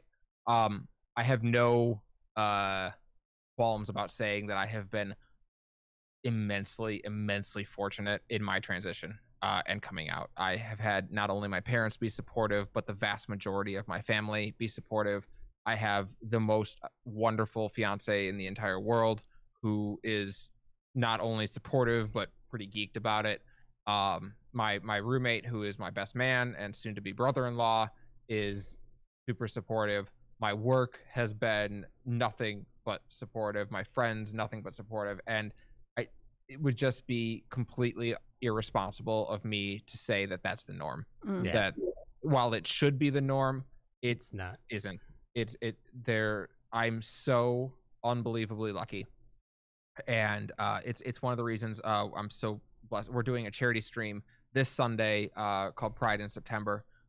That is a 12-hour stream with 12 different streamers, myself included, who are going to be raising money for the Trevor Project while encouraging LGBTQ gamers to register to vote and make their voice heard this year through gamers.vote. And it's so important, causes like the Trevor Project, because of literally anyone who isn't like me, anyone who did not get as lucky as I did. I had the benefit of being able to wait until I was 30 to come out, and being able to wait until I was 30 to begin transitioning, and just not everyone is so lucky. And people out there need support. The numbers around transgender and LGBTQ suicide numbers are like mind-bogglingly horrific. It's something like you're four times more likely to attempt suicide as a child if you are LGBTQ, and 8 times more likely if you're trans. 50% of all transgender people attempt suicide in their lifetime, and those are the numbers, and they're absolutely horrific. So causes like the Trevor Project, which offer a 24/7 crisis prevention and suicide prevention hotline, completely confidential. They are unbelievable causes that need our support and need all the support. And I'm so blessed to be able to work with them and to help raise money for them this coming Sunday, and hopefully many times in the future. Just because, to your point, I've been crazy lucky in my own transition, but most people aren't so fortunate. Yes, I definitely want to echo what you just said. You're doing a charity stream this Sunday, September 27th at 11:30 a.m. It's going to last until midnight. Proceeds are going to be going to the Trevor Project. Yep. And you just mentioned why the Trevor Project is so important. And believe me, you don't have to just come watch me stream. Like, there are going to be way more talented people than me taking part in this. We've got FFIXV and SETI here. We've got of Aetherite Radio. We've got Rook, aka Bird of Chess, joining us. We've got Muma from the Houston Outlaws. He's participating. We've got Edgar Allan Bro, who's just awesome. Let's see. We've got 7 more people who are equally as awesome and all better than me, I promise. So it's lasting 12 hours, 12 streamers. Yes. How can people find this stream? So you can go over to twitch.tv/CheckpointXP. What they're going to be doing on the Checkpoint XP channel is each hour, we're going to be on front page all day long. And each hour, we're going to be capturing the stream of one of the 12 streamers who are participating and blasting it out over Twitch front page. And you can go to any of their Twitch channels and watch them as they stream throughout the day. So you're going to have all kinds of opportunities to watch it. I'm going to be doing the full 12 hours on twitch.tv/Eskalia, which is my channel. It's got all of like 22 followers, so that's awesome. I followed you today. When we'll add you to our auto host, because you. Yeah, we're going to be playing Mass Effect 2 on our channel throughout the day, so I'm pretty geeked about that. Sorry. One of the games I missed. Your donations will decide what happens, so be ready for that. Nice. Oh, that's so wonderful. That is, and I am going to piggyback on that with this is again why it's so important to vote. So you guys, please And remember. I believe Checkpoint does quite a bit for getting people registered to vote. We do, and I'm going to take this moment to again plug gamers.vote. If you are not registered to vote, okay, wait, we need serious talk now. If you're not registered to vote and you're in America, I mean, you should vote no matter where you are, but especially right now, if you're in America, you need to. You need to register to vote, and we need you to go cast your vote, because especially if you're LGBTQ, I promise you there has never been a more important time in your entire life than right now to be registered to vote and to make your voice heard. You need to do it, because I don't want to have to move to Canada. Please. Yes. I like where I am. I just bought a house. I don't want to have to abandon it. Please. No, so Gamers.vote is an amazing cause. They are literally a nonpartisan organization that is dedicated to one simple idea of getting gamers everywhere to register to vote. You can go to Gamers.vote, and on their site, you literally just pick which state you're in, and they walk you through how to register to vote. Most states takes 5 minutes or less. It's super easy. It's super fast. Just go register to vote, and then on November 3rd, I want to say it is, make your voice heard, get to the polls, or if you can do the mail-in ballot, do that. I'm expecting mine in the mail any day now. Or if you don't trust the post office right now with everything that's going on, I have been a mail-in ballot person for a long time. You can drop that off at your ballot, like where you can vote. Like, it doesn't take as nearly as long. You can walk up, you can drop it off and leave. Yep. Exactly. I highly recommend doing that, because they do not trust what's going on with the post office right now. Yeah, it's pretty wild. So make sure you do that. Make sure you make your voice heard. And again, they're a nonpartisan group. I'll go ahead and say it. You probably don't have to know me too well to know what my politics are, but I don't care what your politics are. Vote one way or the other. Make your voice heard. At least, you know what? If my side ends up losing this election, 99 million to 99 million and one. All right. Well, at least you tried. I'll be miserable. I'll be horrified. But at the same time, at least everyone casted their vote. There are 130 million gamers out there of registered voting age in America. If every one of us registered and cast our ballot, we could literally decide the next election without the help of anybody else. It could be a gamers election. That'd be sweet. So let's all do it. That's actually the first I've heard of this. Who should we elect as gamers? Salt Lord? Nate? No, but I love this. I love those numbers. I love all of these details. This is something I want to get like a link from you, and I want to put that in. I mean, I know we're not like a huge streaming channel or anything like that, but I want to have that down in our freaking panel below, because when, I just want to make sure people can have that link as accessible as possible, because those are really big and really staggering numbers. Like, gamers matter. Like, that's a simple thing. Like, everybody who listens to this podcast is obviously a gamer, and that's a very unique perspective to take, and I love it. They make more money than movies now. It's true. So yeah. So what was the link again? One more time, Callie. I'm so sorry. probably taking a drink of water right now because you were just talking a bit. Ooh, Pete, do you know what it was? We may have lost her. Oh no, Pete. So the gamers for Twitch, the what was that? The Twitch voting. I missed the link. Somebody type it for me. I think I was going to the bathroom when that happened, Right. but we will be sure to get that. Eskalia, or Callie, when you hear us, let us know. Feel free to jump in as soon as you get back in. She never actually got kicked out of Discord. I don't know if she will get back. Just so you know, Pete. So Thank you. So it's gamers.vote. I appreciate that, Dulvik. You are wonderful. So it's literally just gamers.vote. Yep. And now she just left and came back. So gamers.vote. It's super easy. Register to vote. Please vote, you guys. It's more important than it ever was. I love you all. Please vote. And thank you, Aurora, for posting that in Discord. You are a sweetheart. All right, Pete. So since Callie, I almost went to Eskalia because you were saying it too, has disconnected, is there anything you want to talk about in the meantime? Before she gets back, not too much, but since it's just something we've been doing for every episode since we've been doing this, I think we should go ahead and get to. I don't want to put your voice to it. I'm actually doing really well right now. But I want to go Greenleaf Minute. Oh yeah, I can't sing that part. I can't sing, but I can talk. So this is actually my Greenleaf Minute. I wrote this one up today. So this week's Greenleaf Minute is a market board tip that Pete showed me yesterday, actually, I think. So when you're looking at the market board and you want to compare an item to the piece that you currently have equipped, like say your crafters or something, and so you're looking at chess piece to chess piece, on the PC you right click and select item comparison, and that'll show you the item with your item, which is on PlayStation 4, it's going to be the square button. So, but the interesting thing is this doesn't actually show you the HQ version of the Greenleaf Minute. Yeah. And so, of the item comparison. So if you want to actually see what the HQ item is, and the reason I bring up crafters is because that's when it's really, really important to make sure that you're looking at the HQ item.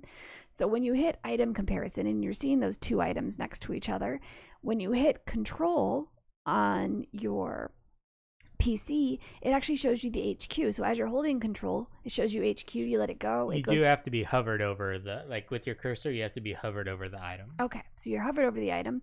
And then when you're on, and thank you so much to Chili who went and verified this for us on PlayStation and also actually learned that it was a capability, is that if you're on PlayStation 4, you hold the L2 button and that will show you the HQ item to compare the HQ item to the normal item, because sometimes you don't realize how big of a jump the non-HQ to the HQ item is. So being able to compare that will really help you understand how much gil you want to spend or how much effort you want to make in crafting that item. Yeah, so this was brought up because Avi was looking into upgrading one of her gathering pieces, I think. Mm-hmm. And then you went in to see like how much of a stat increase it would be, and you're like, this isn't that much of a stat increase. I'm like, make sure you hit the button to show the HQ. Hit control. And I was like, holy fuck, that jumped it by like 100. Yeah. Like it was a big jump, so especially for crafters and gatherers. So that little difference was huge. And it actually made me feel really, when Pete did it, I was like, you just figured out our Greenleaf for the week. And the fact that when I asked Chili to do it on PlayStation, he had to actually figure out which button it was really cool. And I asked him to do it because when I Googled online, I couldn't find anything that actually gave you an instruction on how to do it. Mm-hmm. So these are my favorite kind of Greenleaf moments, when you discover those little things that you can't find online that people just know. And so I thought that was really fun to share. So yeah, it looks like still no. Oh, Eskalia just joined on deck again. Eskalia. Are you there? Hey, my internet crashed at work. That doesn't ever happen. It's because you're doing a podcast. Listen, I'm hosting a 12-hour charity stream from here on Sunday. Oh my god, that better not happen again. Oh no. It's good. We jumped in and gave our Greenleaf Minute and shared the link for gamers.vote again. Wonderful. And we kept you going. Thank you. I appreciate that. Of course. Thank you. Right. Thank you for returning. All right. Well, yeah. Short of any more internet hiccups, I should be fine. So yeah.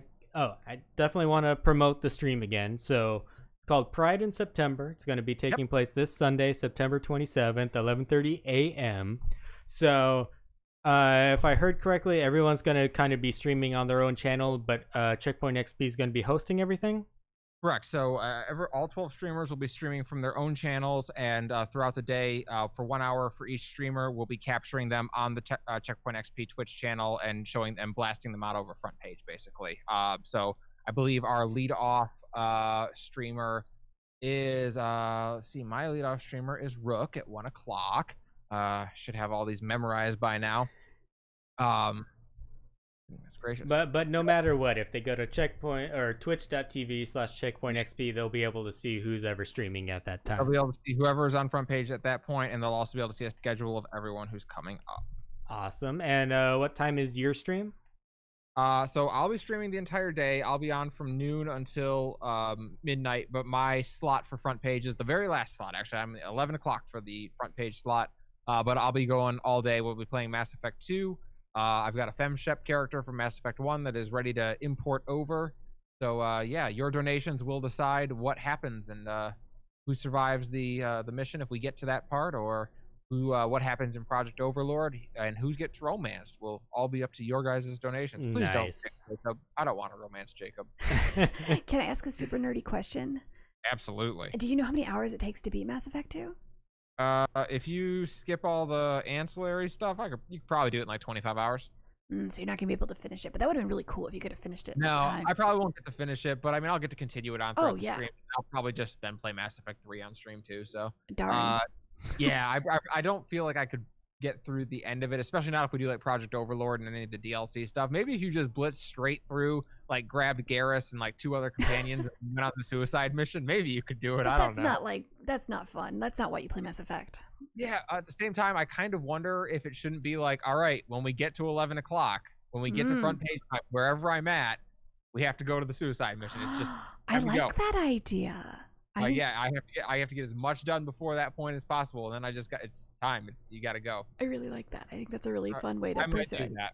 And then like create a separate save point. So if you want to go back and continue the story you've built, you can do it later. But then this is like the stream version. I think you got it. Absolutely. That's exactly true. Not like I love romancing in games. It's not my favorite ever or anything. All right. Man, they took out the Shepard Tolly romance, and I'll never forgive them for it. So Peach just like smiling down. Bring this around to Final Fantasy XIV a little bit. Oh yeah, that's what this podcast is focused on. Kinda. I don't know. After some time off from Final Fantasy XIV, you did eventually return to Eorzea. It seemed like at the end of LBR, either the host had like grown tired or just lacked enthusiasm for Final Fantasy XIV. How were you feeling about the game back then, and did absence make like the heart grow fonder, or how was it after you stepped away for a while? So I'll say that when I first stepped away, I disconnected from the game in a way that I had not been able to do for 5 years prior. Because even when we were even if we had an off week or we didn't have a show for whatever reason, there still really was never any disconnecting, whether it was you were still playing or you were watching patch notes or you wake up and the host chat's got 20 messages about Final Fantasy. You never really got to disconnect in any meaningful way. So when we first stepped away from it, everyone basically said, nope, we're not thinking about that, we're not talking about that, let's take some time away from it. And I stuck to that pretty well for probably about 1.5 years. It was quite a while before I got back to the game in any meaningful way, and it wasn't until last June-ish, right when I did the Aetherite radio episode, where I kind of was like, you know what, maybe I'm ready to at least check out. Like, everyone raves about Shadowbringers, but then again, people raved about Stormblood. I don't know, maybe it'll be good. And then I came back and I started into Shadowbringers, and it wasn't long before I was just like, oh no, it's actually great. Yeah. Oh, it is really good. It was a glitter vomit, wasn't it?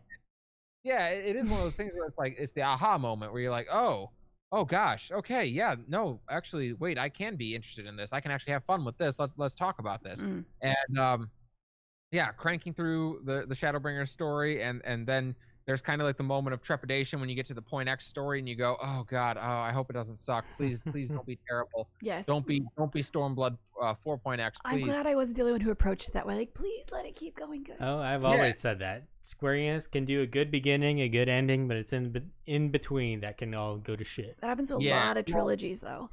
And then we got into 5.1, and it was like, okay, we're helping Yulmore pick a mayor. Oh god. Mm-hmm.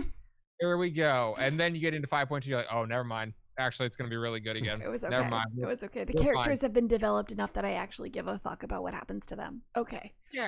And unlike 4.x, it isn't just a rehash of what you just did in the story. Like, I had forgotten how blatantly offensive 4.x is. Because it literally, it's like, okay, so 4.0, great. I have liberated Doma. I took care of Yotsuyu. I have liberated Alamigo. I took care of Xenos. All right, what happens in the Point X series? Okay, Yotsuyu's alive. Xenos is alive. I'm fighting off a Garlean thing in Doma. I'm fighting off a Garlean thing in Alamigo. Okay, I'm doing literally the same damn thing again. What was the point of everything I just did in this main story? Basically. And now we get to do Xenos again in 6.0. Okay, so here's the thing. I'm not happy about that. Not have us go back to Xenos. I'm so not happy after about that. Emmett Selk. No. I'm sorry. You can't do it. He's not interesting. He's fucking boring. He's boring. He's bland. He's the psycho we've seen a billion times. He's like, okay, what if we made the Joker but not fun? Right. The Emmett Selk worked because we finally had some humanity in one of our villains. Our villains have always just been bad guy, bad.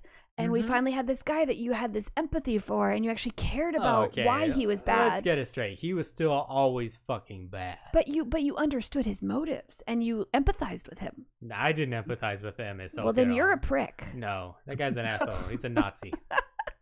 Actually, Pete, I think I tend to agree with you. I don't know that I sympathized or empathized with Emmett Selk. I say sympathize is different. I appreciated him. I looked at Emmett Selk and went, oh, you're a villain, you're evil, and yet you're interesting. No, yeah, he was charismatic. He's charismatic. Unlike Xenos, who bores me to tears, Emmett Selk was so above and beyond everything. You were a passing interest to him, and you're like, you know what? Maybe I can work with you. And the whole time you're kind of waiting for the other shoe to drop with him, and then it does eventually. But it's you're left wondering, you know what? Could I have lived up to it? Could I have actually gotten him on my side if I had lived up to maybe something greater than what I was? You actually find yourself kind of wondering that question at the end. And to try to go from him, and by the way, we need to talk about Sassy Handwave, because Sassy Handwave is life. To try to go back to Xenos after that, it's gonna be boring. You know, I am hoping against hope. I don't think this is not my prediction for what will happen, but this is my hope that Xenos will die in 5.56. Me too. I hope we get Shadowbringers. I hope we get something totally new for 6.0. Xenos has to be dealt with before 6.0. We had this whole ongoing thing with Xenos, and I can't fully remember it. Yeah, he's a virgin incel.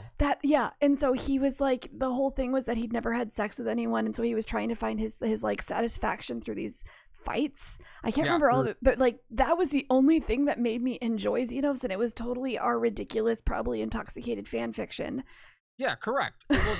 Like, listen, when in absence of interesting writing, we make up our own. It's what this community does. We're content creators, and that's completely it. Yeah. Xenos is boring and bland and uninteresting, and if they try to make another expansion out of him, they did not make one good expansion out of him. They're not going to make a second one. I don't care what you do with him. It's like I could have. They're trying to supplement him with the with what's her face's brother. Oh God. Okay. Yeah. That's why he's there. He's there to try to be like, oh, don't worry, guys. It's not about Xenos. It's about this other fuck you don't give a shit about. And he's gonna be the savior because he threw coins and he's Joker crazy, like with his eyes and stuff. And I'm like, I don't care about him. I grant you that he's more interesting than Xenos, but That's not hard. here's the thing. I just beat freaking Elidibus. I just beat the Ascian Primal effectively. Right. Like, I'm sorry. Now I'm fighting what would have been a not unsundered Ascian. And yes, I get it. He's supposed to be unhinged because he's not bound by the code of ethics that the other Ascians supposedly follow. Listen, they weren't exactly high on the moral high horse. So I get that they're trying to tell, like, okay, he's an Ascian that doesn't play by the rules. And it's like, that's great. He still isn't powerful enough to stand up to the unsundered. Therefore, he certainly isn't powerful enough to stand up to me. I feel like they're trying too hard to make him kind of like what Emmett Selk is, with that whole like kind of unhinged, kind of you don't know what he's gonna do kind of thing. And instead of like, if you try to copy it, just becomes a weaker version. You need to do something different. Of course. Well, that's very interesting that you would say it that way, because I think Emmett Selk would completely agree that when you do just copy things, they become weaker versions. I think here's the struggle, right? Where we've probably got 1 to 2 expansions left in this game. I don't think any of us are under the illusion that this game's going to run forever. There's probably 1, maybe 2 more expansions. And then maybe they'll announce Final Fantasy 17. I don't know. So I'm guessing we've got 1 to 2 expansions left. Right. I think the question becomes: have we met the final villain? Do we know them? I hope not. I hope not. God, I hope not. Isn't that kind of a problem? Isn't that sad that we both respond that way? Yeah. That maybe 1 or 2 expansions. It's not too bad though, because like, how long does like a season of TV take? Like 6 months. But a good season of TV knows the beginning and the end. I know, but can't they write that? But to go through an expansion, like, a lot of times in like the final season of a TV show, it's not the same villain as season 4. Like, it doesn't have to be that way. You just have to make every season really engaging. You know what I think is going to happen? I agree that it may not be the same villain as season 4, but if it's good, it's usually a villain you know the name of in season 4. They may not be a villain yet, but you know their name in season 4. I have a prediction that the next expansion is not going to do nearly as well as Shadowbringers, and the one after that is going to be the final. And to try to revitalize it, they'll bring back Emmett Selk in some way. And that is how they'll try to end the game. I'm holding out hope that we end up being the final villain. That is my hope that I'm holding out. They'll never do that. When they were like, you're going to be the Warrior of Darkness and Shadowbringers, we still weren't. Like, and I was so hoping for some like gray area where we're kind of the bad guy, but we were never like kind of the bad guy. They're going to bring back the creator of 1.0 for the final season. They're very light is good, dark is bad. Like, it's just irritating. We weren't the villain, and yet I still think that we're a primal. I still think that we the character are primal, and the reason I think so is in 5.3, when you ask the Crystal Exarch why he followed you, he couldn't give you a good answer. And yes, Crystal Exarch and he fanboys over you because he thinks you're great. But does he think you're great because you're great, or does he think you're great because he's tempered? I like that idea. Tempered. That would be like one of the few things that would give me hope. But I'm just really hoping they don't just try to like piggyback on. I honestly keep thinking of Emmett Selk as like Johnny Depp in Pirates of the Caribbean, where the movie would have sucked if he wasn't there with his charisma. Yeah. Shadowbringers wouldn't have been great without Emmett Selk. It is great because of Emmett Selk. Because of him. Like, Pirates of the Caribbean would have been good movie, but it was great because of Johnny Depp as. But they're never going to do that because they want it to live on, just like Final Fantasy 11 is living on. Like, they're never going to make you the villain and just like end it. I would love that. It would make me, or if you died. Like, I would love it if they just end it, because I'd be like, ha, oh, you fuckers wasted your money in the mod I always station. want them to kill more characters. Nobody dies enough in this game. I'll tell you what, the logical person and the seasoned Square Enix observer in me knows you're right, that you'll never be the final villain. No, I know, but you can. And that's hope. why it's a vain hope. Yeah. But I will say this as my actual prediction for something that's coming forward: the ending of 5.3, where everyone is in Mordona and everyone is kind of recovering from the events of transitioning worlds. They all share a cool little scene with each other. We get Alice complaining that she didn't get any character growth in a very on-the-nose way, which I think is very funny. I love her. Can we just kill Alphino, though? So here's my thinking. That scene strikes to me as being the last time we're going to see this cast together. Oh, I like that. That is the last time we will ever see them all in one place at the same time. I do not believe. I believe that war is finally going to claim some casualties here. And I believe that scene, the way it plays out, go watch the story beats of that scene again and the timings that they have there. That to me looks like something that will be remembered as the last time all the characters were together. I want to believe you, and I guess this has been an ongoing thing with me on the podcast, is that Square Enix is like, they lay that plot armor too thick. And they don't kill anyone. And I hate that they don't kill anyone because they're so so worried about upsetting the fan base. And I just want the goddamn game to make me feel. So right. Well, kill people. Kill them. I mean, I was trying to explain to my roommate, like, listen, I'm going to warn you now, no one's ever dead. And then he starts playing through the game and he's like, all right, so Membrida's coming back. I'm like, well, no, not her. He's like, okay, well, so is Sail's coming back? Well, no, not her. No, but those are characters that they brought in to kill. Like, they're obviously, like, you can tell when you've been playing the game enough time that they're like, this character is built up for you to care about them just enough for it to matter when they die. Yes. I hate it. It makes me so mad. So there are people who have died and stayed dead, but we do have our kind of established cast of characters who are pretty much plot armored and they're never going anywhere. Hey, I'm here for vegan Horchafont. And then, yeah, exactly. No, did I say vegan? I meant zombie. Jesus. I was so confused. Yes. Zombie, vegan, same thing. The question becomes, like, as we move towards the end game of this, is whose story does it make sense for them to make it all the way to the end?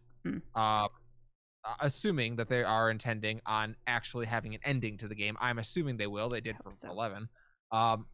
Whose story does it make sense for them to make there? I think it makes sense for either Alphino or Alice to make it all the way to the end. I'm not sure it makes sense for both, although it kind of does, in that their whole thing in the beginning was them each trying their own way of saving Eorzea and whose methodology would work better, diplomacy versus adventuring, basically.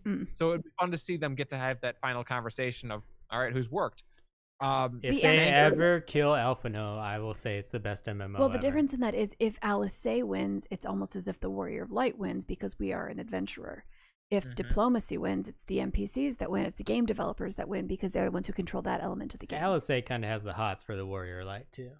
Listen, that is definitely a thing that's happening. Like, that's a ship that exists. Like, I don't know if the Warrior of Light's going to end up with Alice or with Graha. I hope Graha, because that one's not as creepy. Alice is a little bit young, but I mean, I'm kind of cool with Alice. Like Alice is a bit young. At the same time, I don't know how Elizen's age, so maybe she's not. She probably is, though. I don't like it. Either way, it's creepy. That said, I'm hoping for Graha, even though now he's baby Graha. Huh? Even though now he's baby and younger, and I don't know. Yeah, I mean, even that's kind of weird, right? Yeah. It's technically an old spirit inside of a young body. Again, I don't. It's weird. It's a lot of weird. And then there's we got Disco Cub in the chat saying now we got Ardbert to worry about too, because Ardbert's living inside us. Sorry. Daddy Ardbert. If that's what made me snort just now, was that he typed Daddy Ardbert and he said living inside us, and it was too many things. Hey, can I just take a moment to talk about that cutscene though, because I need to say something about it, because I didn't have a show to like go rant about it. Yes, do your thing.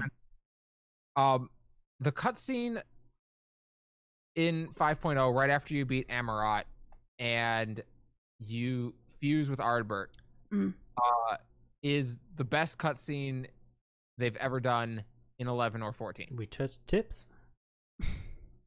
Like, no, Pete. I was so blown away by how good that cutscene is, and it literally just down to the final sequence of your character looking up and challenging him itself to a fight. Yeah. I'm like, getting to hear a voice come out of our character's mouth, even though it was the Warrior of Lights, or it was Ardbert's and not ours. Like, that cutscene was perfect. Blew me away. It was perfect. It was so good. Yeah. I go back and rewatch it on my unending journey like once a week. I'm gonna have to do that because I haven't rewatched it since I experienced it the first time. But that's go back and put on your favorite glamour. You have to experience it, properly glamored, however you want to be. And like it reminds me of what I loved about Shadowbringers, which is it played with your character's mortality. And I mean, obviously, we're talking about I would love to see that you end up being the final villain or dying at the end of it, but they play with your character mortality, which they haven't done in any other expansion. Even in Stormblood, where they tried to like hint at like, oh wow, Xenos beat your ass in that first fight, and you're like, yeah, cool. I'm gonna go get level up 9 times, and then I'll whoop his ass. Kelly, you know what I love? Dolvik and KK McLeod in chat both agreed that they watch that video on a regular basis. Because like it so the whole thing throughout that expansion is as you're moving through it, you've got the sequences of Ishtola not recognizing you by your aura, by your aether anymore. You've got Urianger clearly keeping a secret from you. You've got the whole sequence where you first crack for the first time, and Emmett Selt calls you a fucking disappointment and then shoots Graha. Like, you've got all those sequences, right, of failure and of them playing with your character's mortality. Not to mention what we find out to be literally what happens in Graha's time of you dying to Black Rose and failing. And no other expansion in this game has played with the notion that you could fail. It's always, here's a great task, but you're pretty awesome too. Let's see if you can stand up to it. And you can every time. This time it was like, no, you lost. You failed. And this is what you're doing here is killing you. It's actually poisoning you. You're dying of it. And then we get to that final cutscene. And Ardbert fails. That's right. Yeah. There's a lot of failure. Exactly. You're down on your knees. You're literally coughing up grossness. I don't want to listen. I saw that cutscene and I was like, all right, there's a lot of like sexual players out there who are probably enjoying every minute of this. Anyway, you're getting ready to go full on Testline, and you're like, this is really powerful and really interesting to watch the Warrior of Light actually struggle, especially because they finally are able to animate your face to make it seem like you're struggling. I love it. You full circled that. Yeah, exactly. And I that cutscene, literally, I was like, this is it. This is the best Square Enix has ever done in an MMO. I'm not sure they'll do a better cutscene than that. Yeah. It was perfect, and I've spent most of my career saying very mean things about Square Enix, and I recognize that. So I'm going to take a moment to say something very nice about them and applaud them. Well done, Square Enix. That was epic. I was actually, and I don't mean to like change subjects on you real quick, but like I was actually, and I've seen a lot of YouTube videos and stuff to talk about how like the Final Fantasy XIV community is very much like you cannot say anything negative about Final Fantasy XIV. Like it's a very weird balance of like people like get hyper defensive about it. And I kind of realized through this conversation or interview or whatever with you was that like LBR kind of created the safe space to just talk shit. Yeah, well, I mean, so when we were talking about bringing LBR back, I just like that LBR is a safe space to talk shit. Well, no, that was not that definitely was not it. When we were bringing LBR back, I remember we were sitting in a bar. Just remember going out to bars? Do you remember doing that? That used to happen. I don't know what you're talking about. So we were literally sitting around in a bar, and we were talking about the original LBR. I was talking with Aniro, and I think Hallow might have also been there. And we were just kind of laughing and joking about it and talking about what the original show was. And the original show was a very positive show. It was very, very much a cheerleader for like, hey, this is crazy. This is an MMO. This is wild. Let's talk about the things. Yes. Yeah. So let's all be friends and let's try and get on Square Enix's good side. And maybe Mommy and Daddy Square Enix will, deign to give an interview or something. And so when we talked about bringing it back, we're like, okay, yeah, but we didn't get anywhere with that. Like, Mommy and Daddy Square Enix gave us one interview and it sucked. So what if we went the other direction? There's already plenty of cheerleader shows for the community. Yep. What if we just went the other direction? What if we were just kind of the assholes about it and said, yeah, but here's what sucks about the game? You guys kind of already were, but like it wasn't, I guess, outwardly expressed. Yeah. So on the second go through, it was more of just a like, we're not going to be afraid to call a spade and say the game sucks and then deal with the consequences of that later. And believe me, we dealt with the consequences of it later. Square Enix did not like us. They were there were times when it was like, okay, they are being very petty. But maybe Chili can put in a good word. I think he works for Square Enix. But there's something amazing about like the fact that the negative podcast in a community where no one's allowed to say anything negative, but the negative podcast is by far the most successful podcast. Like, you guys kicked everyone's ass. Part of it was the lack of competition. There wasn't another show out there that was doing that at the time. So we had that. Nero is one of the best audio producers in the space. So we always had crisp sounding audio. It was perfect every time. So we had that as an advantage.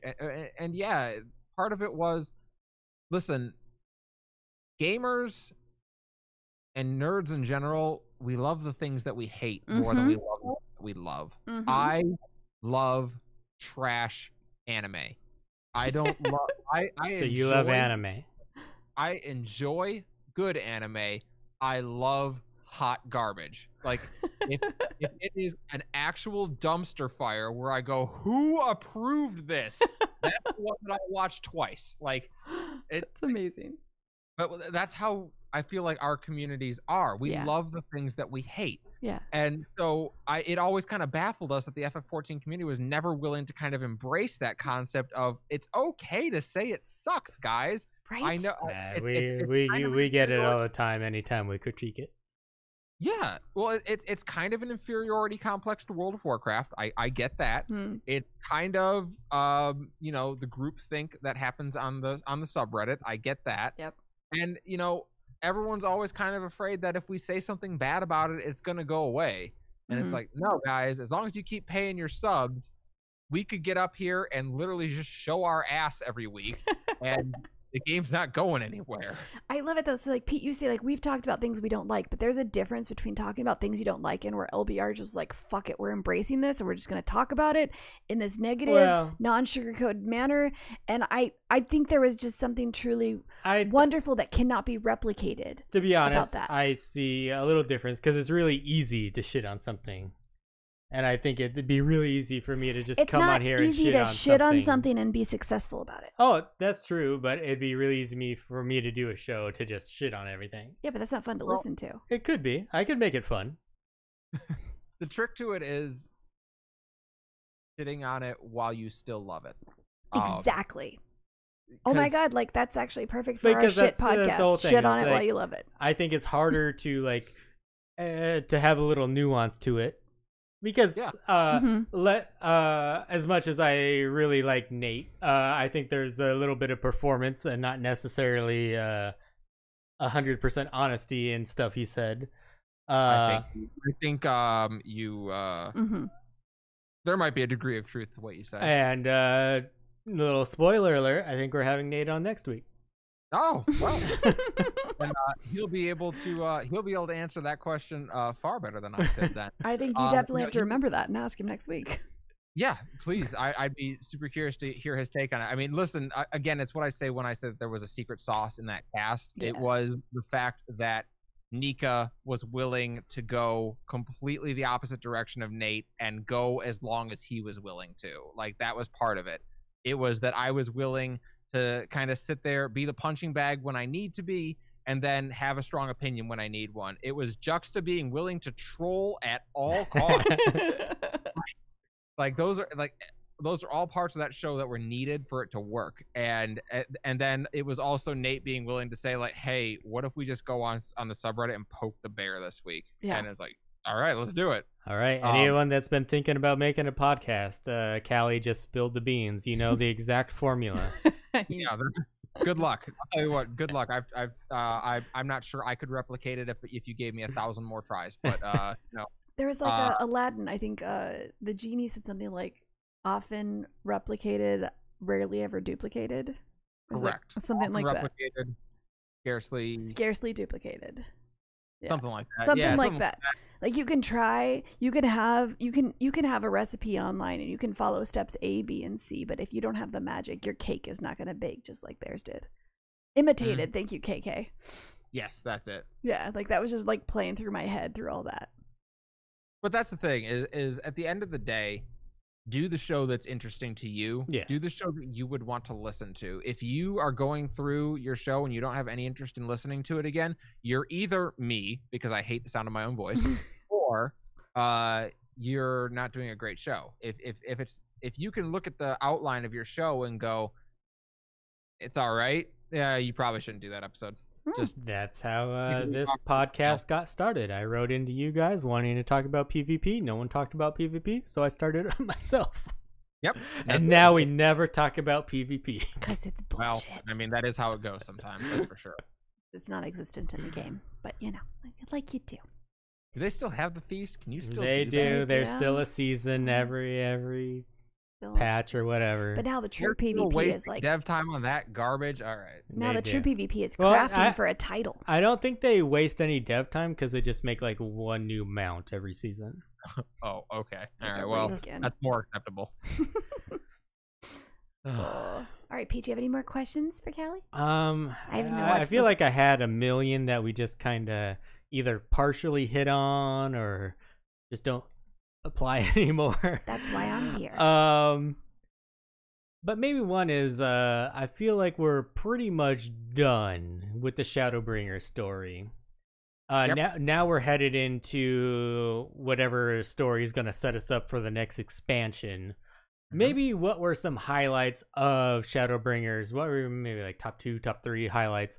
And do you have an MVP character She kind for of said all this in the last conversation. for Shadowbringers of who you enjoyed the best? I think I know the MVP, but what you say? Yeah. So first of all, the MVP is actually a very difficult one to do because if it was just 5.0, it would be Emmett Selk, 100%, no doubts.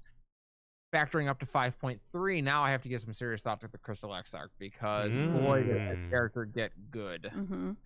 I still give it to Emmett. So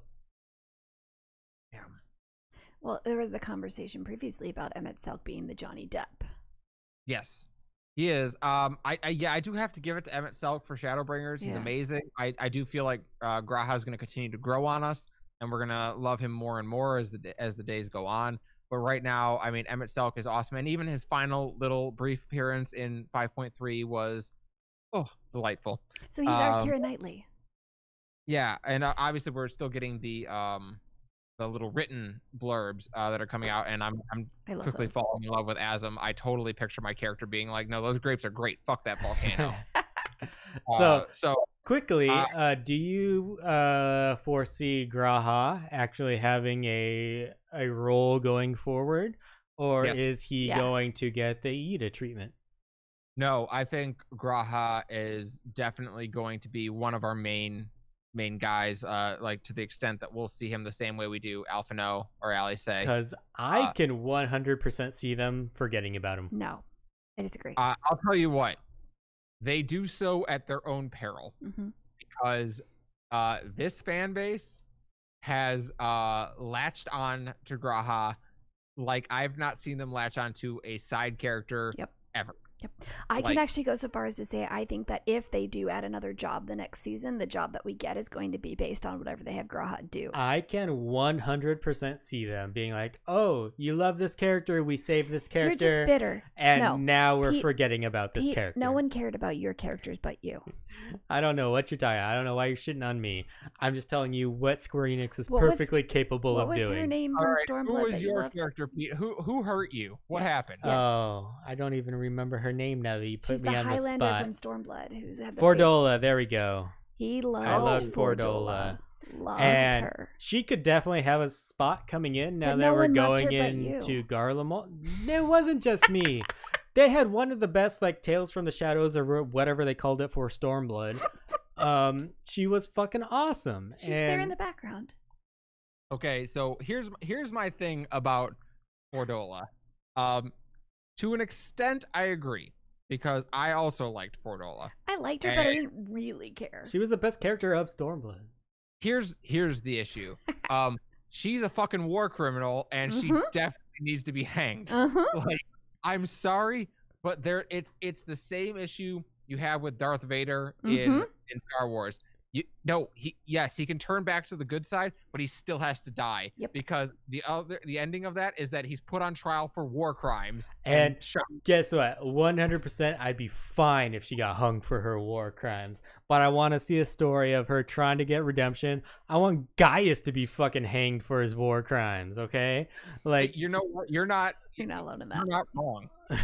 Like they are trying to redeem a few too many of their villains. Yes. Because some of these people are like, okay, yeah, but you're a war criminal. Like you definitely murdered a lot of very innocent people who did not deserve to die. And at some point, like you need to they tried to do it with Yotsuyu, right? And fortunately, it worked out properly with Yotsuyu, where like, okay, yes, it's tragic. We see a little of her backstory, and then she dies because she can't survive because it opens up way too many questions that Square Enix is not prepared to answer. Square Enix is not good with the gray. Like, I'm 100% like, if they try to redeem them, they do like they're good, and then they still end up dying. Like, I'm 100% okay with that. I would love it. Like, Fordola, she did a lot of horrible fucking things. She led her own, or she fucking killed her own people. Let's just be honest. And Yotsuyu did the same thing, and Gaius, I guess it wasn't his own people, but Gaius is a fucking asshole. Now people are like, "Oh, Gaius is amazing." Of all of those, they humanized Yotsuyu, and that's why it was only her personal experiences because she was abused by Xenos. Right, but they only humanized her personal experiences. For Dola, they still kept I think Darth Vader's the perfect explanation from her, because Darth Vader really wasn't humanized until you got to the prequels, which let's all just forget about those. So that's kind of how you're going to treat Fordola, because in order to do it, you just want to forget about it. It's because they never give anyone the character development that they actually need. Right, and I mean, again, that's, as always, is kind of the failing of an MMO and having too many characters. You have so many people that they try to pay attention to, and you only have so many cutscenes to work with without it being a movie. That's why Nanamo should have died, because we're not doing anything with her now. You're like fully saying the words that I want to say, but he just like talks over. Sorry. I love you, mean it. But, so, I forgot the point of this, but yes, I agree. I don't know. I think Nanamo should have died. I actually do too. I mean, who did? Nanamo. Oh my god! Listen. That was like you want to talk about an LBR classic conversation? She should never have come back to life. No one died at the bloody banquet except for Teleji Adeleji. It was we're still bitter about that ourselves. Like you lessened her story. My whole point is, if you're not going to do anything else with her later, why did you keep her around? But what are you talking about? We totally made a deal with the Alamegan refugees. I knew you were gonna say that shit. That was like the only other that's the only time we saw her. I'm like, oh cool, she's gonna do something. Nope, she's just gonna talk. No, she's gonna talk to Godbert. Oh. Yeah. Yeah. No, it's yeah. Her hit the crickets button. Being alive was the biggest cold punch ever. It's what got me so pissed off about Square Enix. Just like the only characters they kill are the characters that they create to kill. Yep. I mean, listen, Moonbrita, Orchifant, by the way, Papa Limo, even like they just kind of brought him back and made you care a little bit about him. They really didn't give a fuck about him in the first place. Yeah. Yeah, people bring up Papa Limo as someone like they killed. That was like that was a big deal, and it's like, okay, no one liked Papa Limo. Nobody cared about him. You nothinged him. You nothinged him. Ugh. Yep. You fridged him so that Lise could have a better story. Yes, and that pisses me off. Like, don't kill people to give another character a better story. No. Aurora loved him. I'm sorry, Aurora. Okay, Aurora, listen. Because you loved him, not because he died. You cried when Papa Limo died? Really? Papa Limo? I mean, maybe because no one dies. I get that. Like, it is kind of shocking. You're like, oh, crap. Wow, he's actually probably It makes me mad when a character dies and I go, oh, this character's dying because they intended them to die for you to care. I have watched too many Joss Whedon shows and movies and things to understand the formula. You can't. You gotta make me really love and care. If in that moment Yida had been the one, because it was Yida at that point, Yida had been the one to goddamn do it, you'd have cared. But Papa Limo, yeah. No. Listen, I literally just watched my roommate go through 4.0 and get to the end where the castle falls on Gosetsu and Yotsuyu. And like then it explodes and he's like, all right, game, I get it, they're dead. And I'm just like laughing in the background. Yeah. I was like, I hope he's dead. I love Gosetsu, but I really hope he actually died. That's how I experienced that moment. Like, please let him die. Because that would actually make me care. Okay, I definitely cared when Orchifant died. I definitely had a moment of like, oh wait, no, not him. He's the cool guy. I didn't give a shit. It was a moment for me, but it wasn't as much as most of the community seems to really care. Yeah, it wasn't like a weepy crying moment. It was just like, oh man. Yeah. Oh, why couldn't it have been the other guy? Yes. Okay. And for me, I was a healer at the time, but I was like, fuck you, game. I'm a healer. RNG&T with the Oh, raid. we got a little bit of a fiance love. Thank you so much, Kookie and Sarah, for that raid. Really appreciate it. Now that everyone is here, I'm about to ask the hardest hitting question to Callie that there's ever been. Ever. Okay. Oh boy. The most amazing part of the latest expansion was parasols. What do you think about parasols? Yeah, parasols. Let me tell you something. This is the favorite question I'm excited about to ask Nate. Yeah. There are things that I encounter in Final Fantasy XIV nowadays where I go, man, I'm so glad I don't do LBR anymore. Wait, but did you hear that they're going to do a teddy bear as well? That's going to fall under that same... Fashion accessories, You baby. can walk around clutching a goddamn teddy bear. Yeah. Parasols? Really? Did I need an umbrella to carry around? I get it. Like, why can't I have my minion out when I have it on? What's up with that? You only get one. You gotta choose. I don't want to choose. I spent a lot of money on my Mame Shiba. Listen. It's fine, right? Parasols or whatever. Again, it comes back to that whole thing of like in the modern era, if I don't think it's good or don't want to do it, I just don't. I'm actually kind of mad that I have to do the near raid because I want those boots because glamour still remains the true end game. I need those high heel boots, and now I have to do the near raid to get them. So I'm a little butthurt about that. Oh, the glamour in the near raid is amazing. I actually like actively leveled my black mage so I get the goddamn chest piece from the last one. It's just so good. I know. Sarah keeps being like, "Hey, we should do the near raid," and I'm like, "You should." It's just the gear is just beautiful. We've been working our way through the Eden raids, and I'm at the Final Fantasy VIII geek in me is just dying in these Final Fantasy VIII raids. I love them. Like the moment like Blue Field started playing, I was just like, "Oh God, oh no, oh no, I need new underwear. Oh God." It's all right. So, have you gotten yourself a parasol yet? I do have a parasol. Which one did I get? It is. There's a few. There's some are cheap, some are MGP, some are just like. Oh, I got a blue one from the Firmament from the crafting in Ishgard. Nice. That's awesome. Thank you to Darkflex for that follow. If you, Callie, if you can't hear it's the Twitch voice. So the Twitch, like our guest Streamlabs voice, when someone follows, it makes this voice that goes, "Oh yeah," but it sounds exactly like Pete. It's just so weird.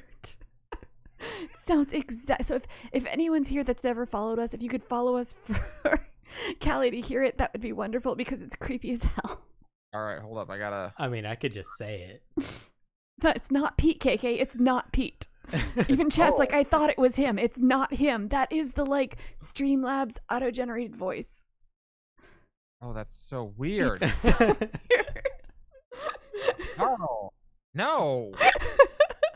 You sue them? You should. I feel like they stole it. I must have said that at some point, and they're like, "Oh, look at that. That sounds sweet. We're gonna do it." This is the one we've been waiting for. We're gonna make a There it is. Thank you guys. Thank you, Chuck and Pelican. It goes like, oh yeah. Yeah. Probably when I try to imitate myself, I feel different. Yeah. It sounds so much like him. Hard. If someone said do an impression of yourself, that would be very difficult, I feel like. One of the funniest things that has happened recently is I did a British accent, and then Chili tried to replicate my British accent, even though he's British, and it was the funniest thing I've ever heard. Because Pete does not do accents well at all. Yeah. I love it. Listen, I've never been one to shy away from accents. I think they are comedic gold. So the gold with Pete though is the fact that you ask him to do a British accent and it sounds like an Australian mixed with Scottish, someone from the South. They're bad. An Australian mixed with Scottish mixed with someone from the South. Okay. Yeah. All right. Mean, they do joke that the British and Southern accents are very similar, actually. Yeah, they're close. Oh, yeah, like anytime we needed, like when the fairies were happening in the Storm Bloodline, I would channel Shrek, and I just go "Oi, donkey" before I started saying anything. That's his like cue. It's, okay. It's bad. It's bad. Fair enough. Like bad. Yeah, I tell you, I struggled through a lot of this expansion because I find that kind of Scottish, Irish, Gaelic accent to be incredibly sexy. Like that is one of my favorite accents in the world. So like a lot of too turned on. I mean, there's no shame in that. Too turned. Listen, like if I could just like pay to listen to Lena talk to me, I would just be like, oh yes, please. Lena's like Icelandic. Yeah, she's more Icelandic, but it was interesting because we had like a whole debate trying to figure out what accent she had because the Icelandic accent kind of sounds different. Someone like wrote in saying it was Icelandic. Yeah, let us know because she sounds different all the time. The Icelandic accent isn't very consistent. Could have been lying to us. We have no idea. Listen, I don't care whose accent it is. I'm happy to listen to it all day. My Siri on my iPhone is like, I think he's a British man because I finally have a man with an accent who does what I tell him to do. So, like, I get it. No shame. No shame. No shame. Oh. All right. So we talked about a lot. By the way, you were pretty close. Like you said, this was going to be a 3-hour episode. We are past 2 hours. Hey, this is long for us. I still got two more. Still got like 2 more questions. We can stretch it. Okay. All right. So yeah, like I said, we're pretty much at the end of Shadowbringers. What do you see for the future of Final Fantasy XIV? So you're a little bit on the outside. You haven't been like super invested in Final Fantasy XIV, so you're not too close to it. And they always come out with those stats that's like Final Fantasy's at 70 million players or whatever. Such bullshit. But they claim it's never been more popular than it has been after the release of Shadowbringers. Do you think is it possible that Final Fantasy XIV is still on the upclimb, or is this like the peak and it's gonna go down until it reaches 11 levels? Square Enix has officially generated 70 million CD keys. Therefore, they have 70 million registered players. That's not how that works, Square Enix. Knock it off. So dumb. Listen, I don't get why they don't want to be honest with their numbers. Your numbers are good, guys. Yeah. Like, they're fine. You could be honest and it would still be impressive. You don't have to lie That's to me. why I say if they had 1 million concurrent subscribers, they would say that. Like, kind of, right? Like if the number was any good, they would just say it. They like, but when you come on and it's a bit like the guy who's like, I can bench press 400 pounds, and you look at him, you're like, sure, okay, whatever. At least lie a number that I believe. Okay, so I don't believe that Final Fantasy XIV is going to go the route of Final Fantasy XI.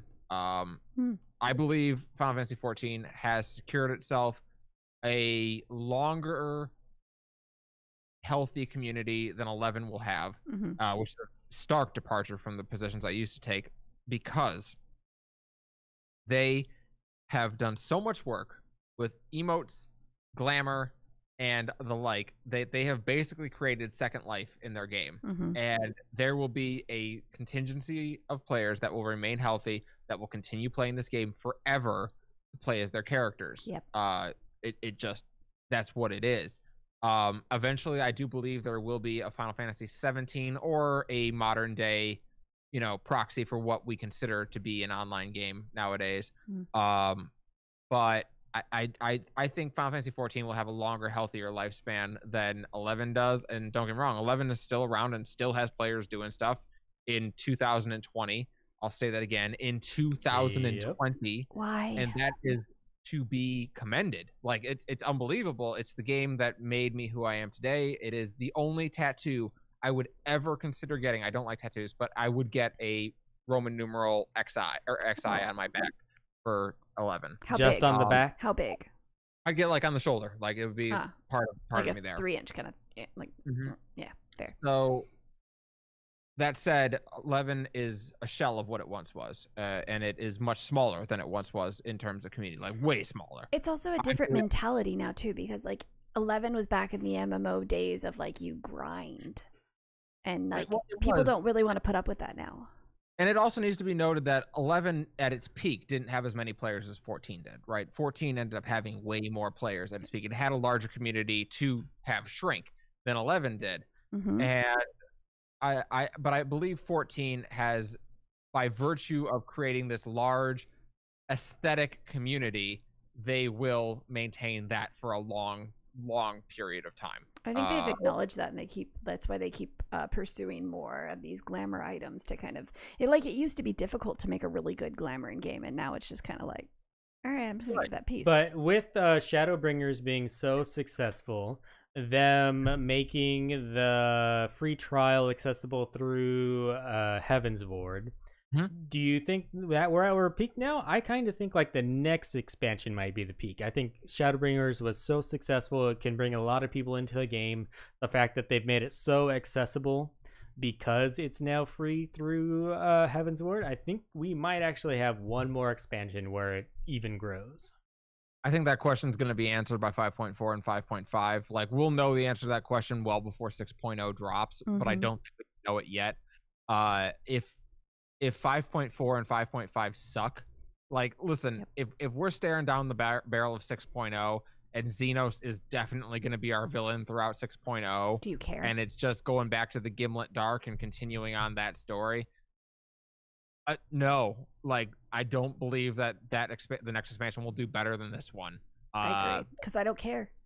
I think but if they do some interesting stuff, if 5.4 and 5.5 are interesting and they set up 6.0 to be fun, you're going to be absolutely correct. 6.0 will be bigger than Shadowbringers, and yeah, I'll be proven wrong. They will not have peaked. And thank you so much to HyperPixie Gaming for that raid of 53 people. Thank you so much, HyperPixie.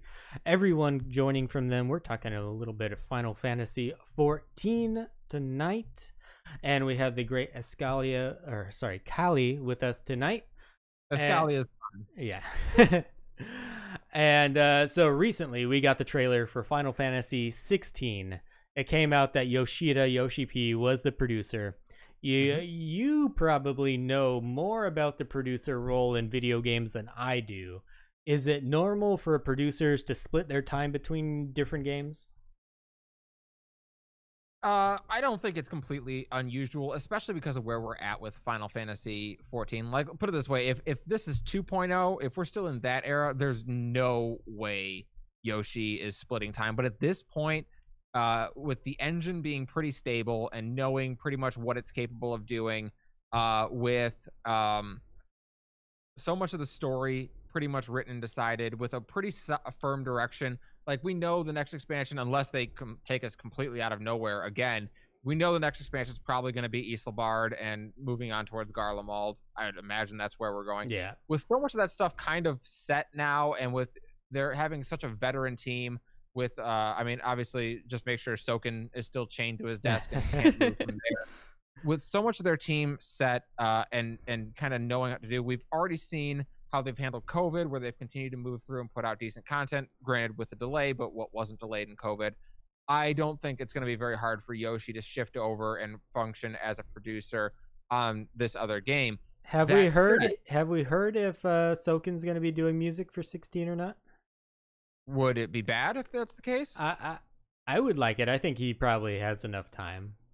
I would be thrilled to hear that Soken is doing the music for 16. Listen, I've been the biggest Nobuo Uematsu stan ever for most of my life, but I would be a liar to say that Soken hasn't admirably handled the music of Final Fantasy 14, just as Mizuta did for Final Fantasy 11. They both have done an unbelievable job, and yeah, I think they absolutely could handle the music of Final Fantasy 16. I think Square Enix has managed to locate more incredible music producers that could fill Uematsu's shoes when that time comes. If that time comes, I don't know. I assume it'll be like we've had in recent Final Fantasy games, where they'll contract Uematsu to do the main theme and then have someone else do the other themes. I assume that's the route they'll go again. He has had some health troubles. One of the more interesting videos I watch is when you see people who are major WoW players and they give Final Fantasy 14 a try, or they're watching YouTube videos of other people who have given 14 a try. I've never heard any of them complain about the music. Like, even if they're like, it's too waifu for me, it's too this, it's too shiny, it's too everything. But every time they're like, but the music is pretty damn good. And like, you can't fault that. That's probably, in my opinion, the strongest piece of Final Fantasy 14 is the music. It's amazing. Yeah, I would say it's definitely up there. Listen, you never are listening to a theme and being like, "Oh God, this sucks," unless you're listening to Ifrit, which I completely understand. It's the most consistently good Mm. part of the game. Mm-hmm. Yes, it's seldom do you come out of that out of something saying like, "Wow, that music was not great." No.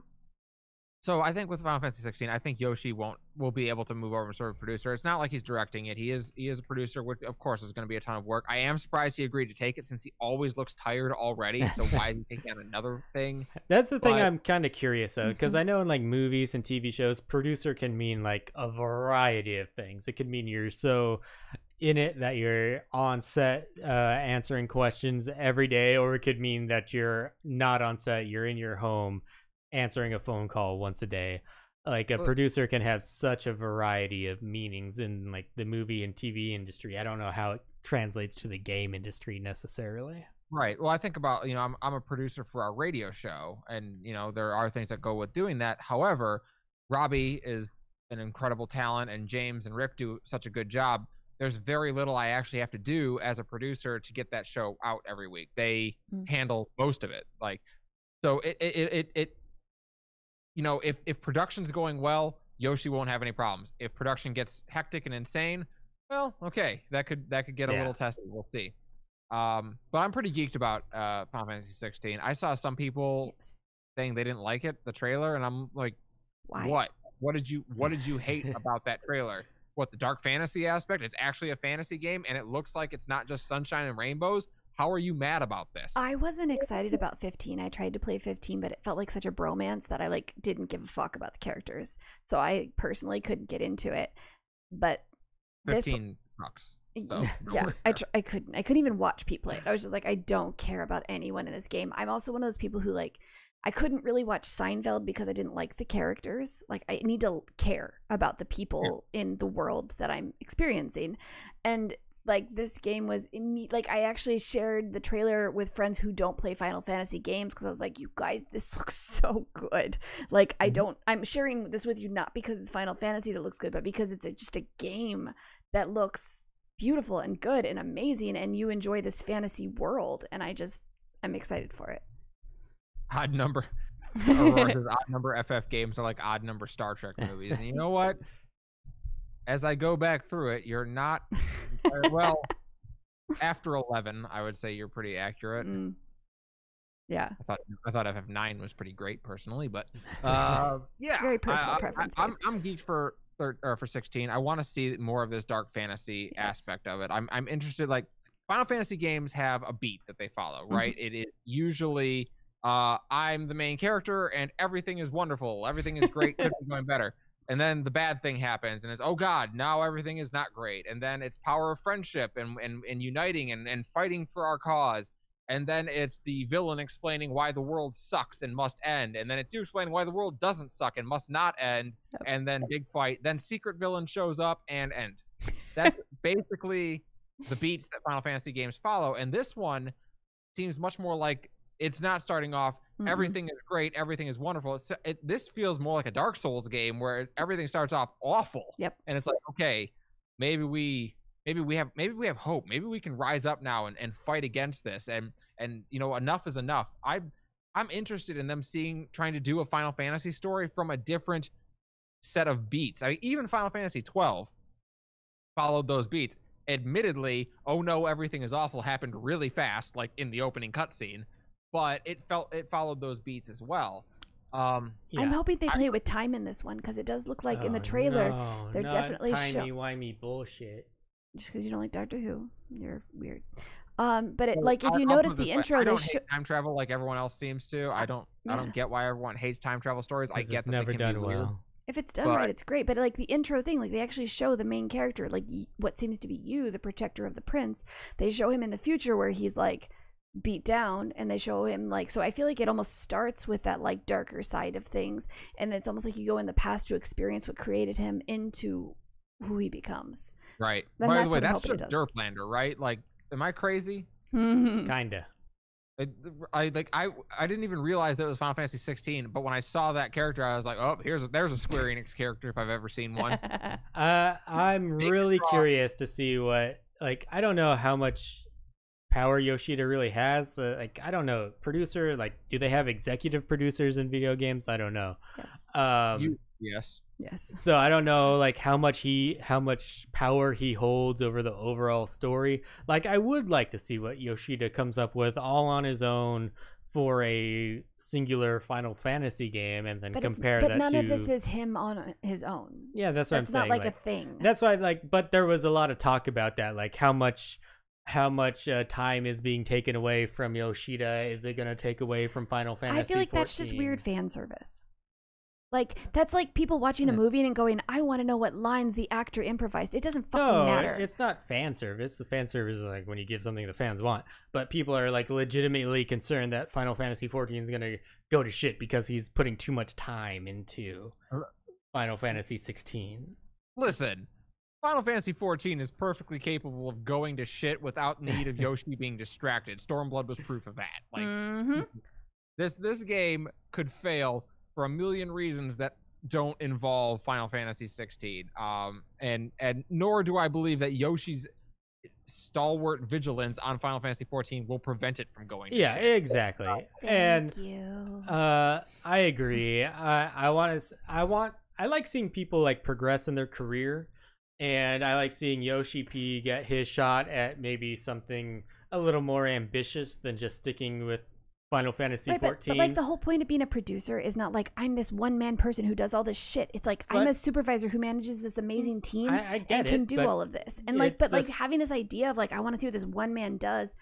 Fuck that. The one man is as good as the team that is put together for him. That's just how it is in any creative thing. The head person is going to get the credit. A head football coach didn't play in the fucking Super Bowl, but he's going to get credit for winning that fucking Super Bowl. Right, y'all know Bill Belichick's name nonetheless. So I like that he's getting this chance to really step out from Final Fantasy 14 because I think he's almost kind of getting pigeonholed in just that. Well, like, he realized the game has like 2 more expansions You are the left. savior of Final Fantasy 14. This is all you can do. And I kind of get like him wanting to step out and being like, hey, I can create other stories too. It doesn't have to be all based in this universe. And I would guess that he's probably looking forward to creating a game that where you can center the narrative on the main character, and the main character can grow and develop and change. It's as Abby pointed out earlier, it can be difficult to have your story require a blank slate protagonist where they don't ever really get to grow, change, or evolve in any way. And I'm sure you can make your occasional like snide remark about it, where it's like where you've got Fordola being like, how do you always just take it? And we as the characters are like, yeah, I'm sick of doing fetch quests too. I agree. But, I think that's why I liked her.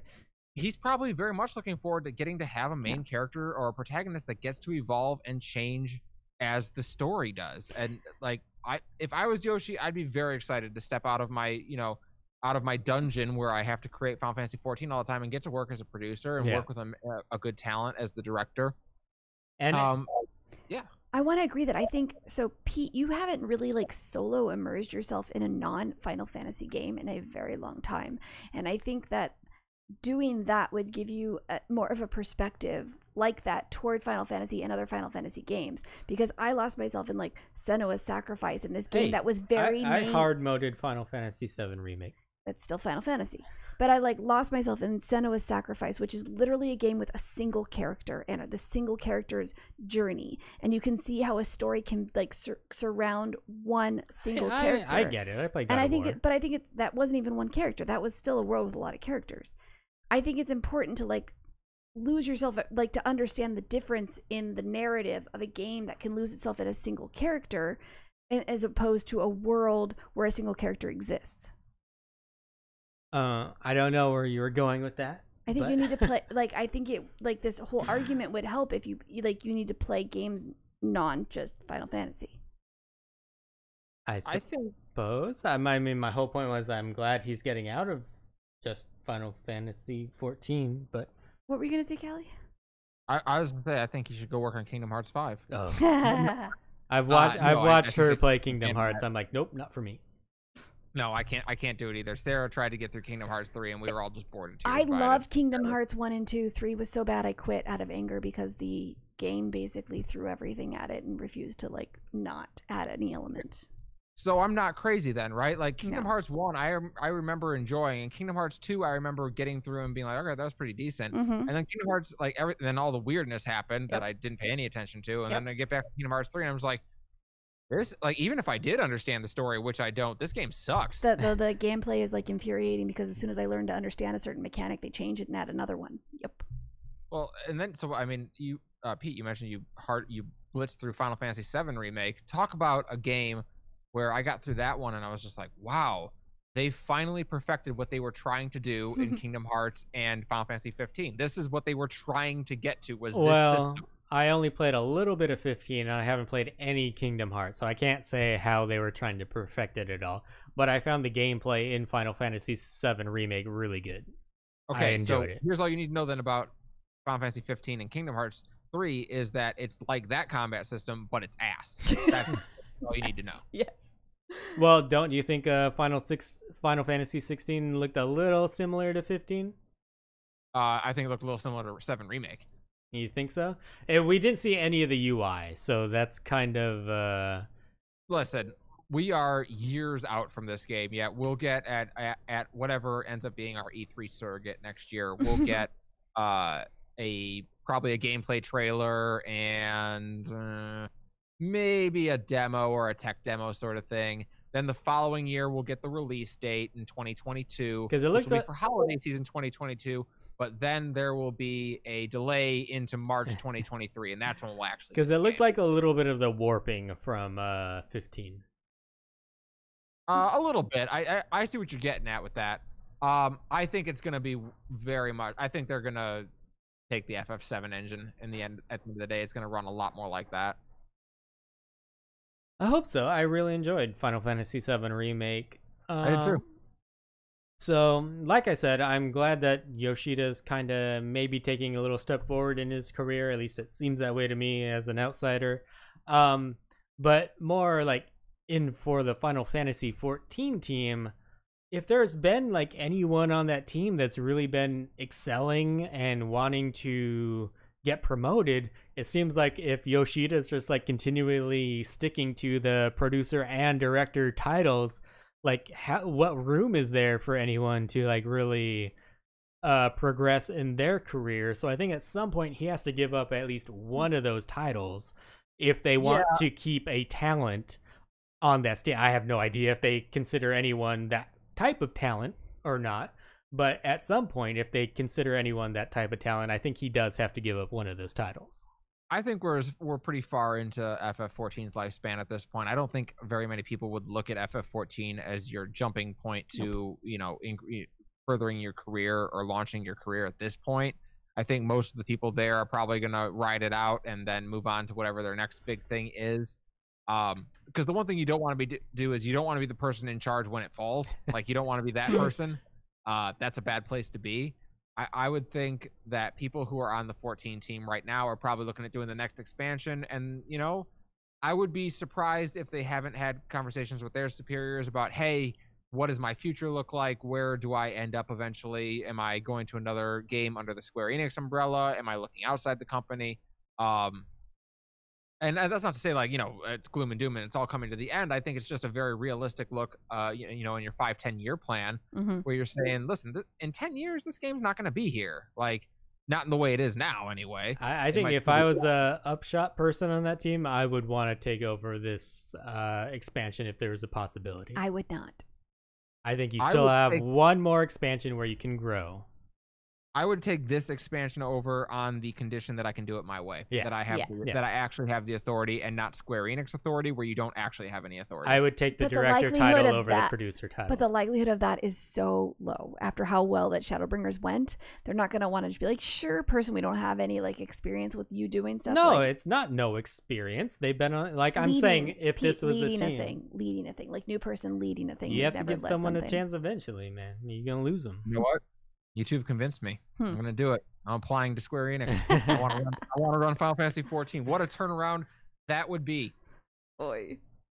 Good luck with that. Have fun. Bye. Maybe they fly you out, give you a free trip to Japan. They are going to defecate in an envelope and send it back to me.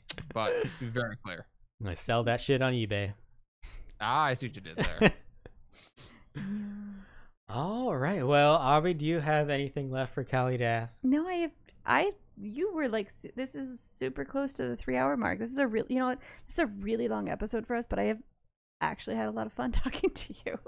So yeah, like, not that not that I'm surprised that I've enjoyed talking to you, but usually an episode that goes this long, I'm like exhausted, and this was just a lot of fun. So I think this does conclude our 15-minute interview with Eskalia. Listen, I have never once done a short podcast around Final Fantasy 14, and I don't plan on starting now. So really quickly, I did pop in your stream earlier, and Lloyd FF11 says, "At She Heals the Tank, if you don't bring up how wyverns are still not a pet for Dragoon every 5 minutes, I'ma be disappointed. Have you evolved at all on the wyvern for Dragoon pet?" So I'll pull back the curtain a little bit on that one. That is a bit that truly goes to show like the best bits come from like a kernel of truth. I was pretty sore about not getting the wyvern pet, because to me Dragoon had always been a pet class. In Final Fantasy 11 it was a pet job. That was my first real introduction to Dragoon. Obviously I played FF9, so I had I had Freya, but I didn't play a lot of FF4, so I didn't have Kain. I didn't play Dragoon very much in FF5. So the Final Fantasy 11 Dragoon to me was the real Dragoon, and it had the pet. And I will recall that I believe in Final Fantasy 4 or 3, whichever one was its first appearance, it did use a wyvern. So I point out that they have been around for a long time. But so I wanted the pet to come back in Final Fantasy 14, and it became increasingly obvious that was never going to happen. And it kind of became this kind of fun, like, it rubs me raw. And that was my first time getting angry at Square Enix and getting to not just be the punching bag character, to actually stand up and have an opinion and get angry and get mad and really rant for a moment. And so that argument always holds a little special place in my heart. But I'll go ahead and say it. Yeah, you know what? It's 2020. You could do it, guys. When we go up to 90, you give us the pet. You make it like the fairy for the scholar. You don't have to be able to have a whole lot of cool little, abilities and make it do stuff. All I need to be able to make it do is an elemental breath and a healing breath every now and then. What's the difference? Take away my second wind. Give me healing breath. Take away, I don't know, one of my stupid attack moves. I don't know. Who really likes spine shatter dive? Maybe it can kick you into your backflip. Yeah, exactly. Like, just, you know what? You could do it. I get to summon the wyvern, and even, you know what? You can literally put in the patch notes, "Fuck you, Eskalia." There it is. Quit bitching. It's been 10 years. Anyway. Patch 5.4, aka the Eskalia patch. I had to name my chocobo Nanaja because I can't get a wyvern. That's not acceptable. I don't like that. Doesn't make anyone happy. Like a machinist robot. Yeah, just I mean, like, stands they on give me the Midgard Stormer, like, little pet who hangs out, and you're like, oh, okay, that's kind of cool. And then, oh god, in Heaven's Ward, then they actually showed us the freaking character model that actually looks like the wyvern, and you're like, oh my god, yes, I can get one of those as a pet, and then I'm good. No, you can't get one of those as a pet. Maybe they'll add it as a fashion accessory. Oh.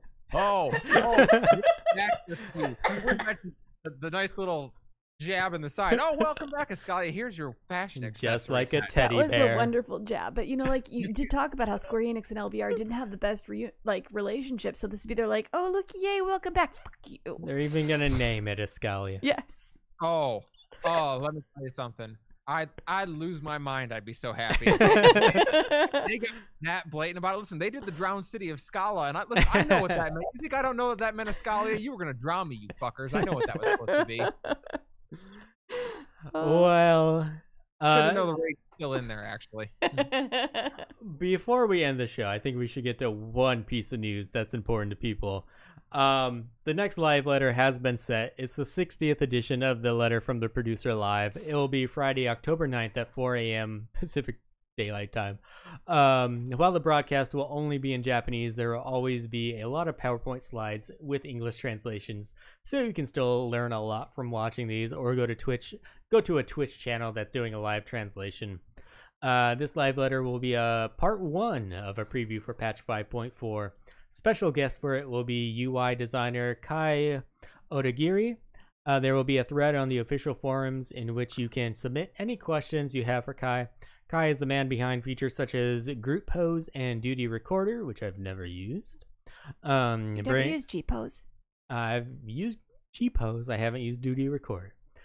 Bring him all your questions related to the game's UI. I would imagine we're going to get the release date for patch 5.35 during this as well. I'm not sure what they would show off or tease for patch 5.4 yet. We won't even have the next step of our relic yet by the time this happens, so I don't know if they would preview that even further out. Maybe we're more housing in 5.35, right? Yes. That's good, because I got to tell you something. I don't know who I have to blow at SE to get a house in this game. Well, this is the real PvP. COVID fucked you. I mean, PvP. we'd be able to get rid of some of the houses of people who haven't logged in, but they suspended it. Who came up? What brain dead chimp at Square Enix came up with this housing system? Because I'll tell you what, I said earlier, there are some things that I see and I go, oh man, glad I don't do LBR anymore. That's one that I saw and I went, God, I wish I did LBR right now. I need to tear into them for this, because holy hell. I don't know who came up with that system, but I hope their kids never learn to swim. That is the worst system. Wait. I hope their kids never learn to swim. I hope their kids that's a kind way of saying I hope they drown. I know. I'd never heard that before. That was wonderful. Okay, well, you know what? You're right. That's wrong. I don't want their kids to drown, but I hope they never learn to read. Okay. I just, that system is so mind-bogglingly bad. It's like they said, what is the worst way we could do a housing system that you can feasibly imagine? Short of hitting people in the face with a baseball bat when they line up to get it, I'm not sure how they could have done it worse. The Weeping City of merch at FanFest 2016 was better thought out than this housing system. You catch the bat in your mouth, you get a house. That was so like, okay, I've got an idea. We're gonna have everyone sit around the placard, and they're just gonna have to spam it, because a timer is gonna randomly open up from 1 to 36 hours after it becomes available. I have to agree. Wait, really... Kelly, have you heard about people setting their retainers right in front of those people that like have overpriced items for sale? And so then that way, when they have their auto click happening, they end up buying like random fireworks for 1 million gil each, and they'll spend like million. That's not okay. No, that's not punishing the right person. No, it's not. I'm just letting you know, like, this is the kind of shit that's being taken advantage of. Well, by that means happening. they were botting. Or just macroing. That's a macro. That's not even a bot. I mean, you're using your keyboard. That's basically botting.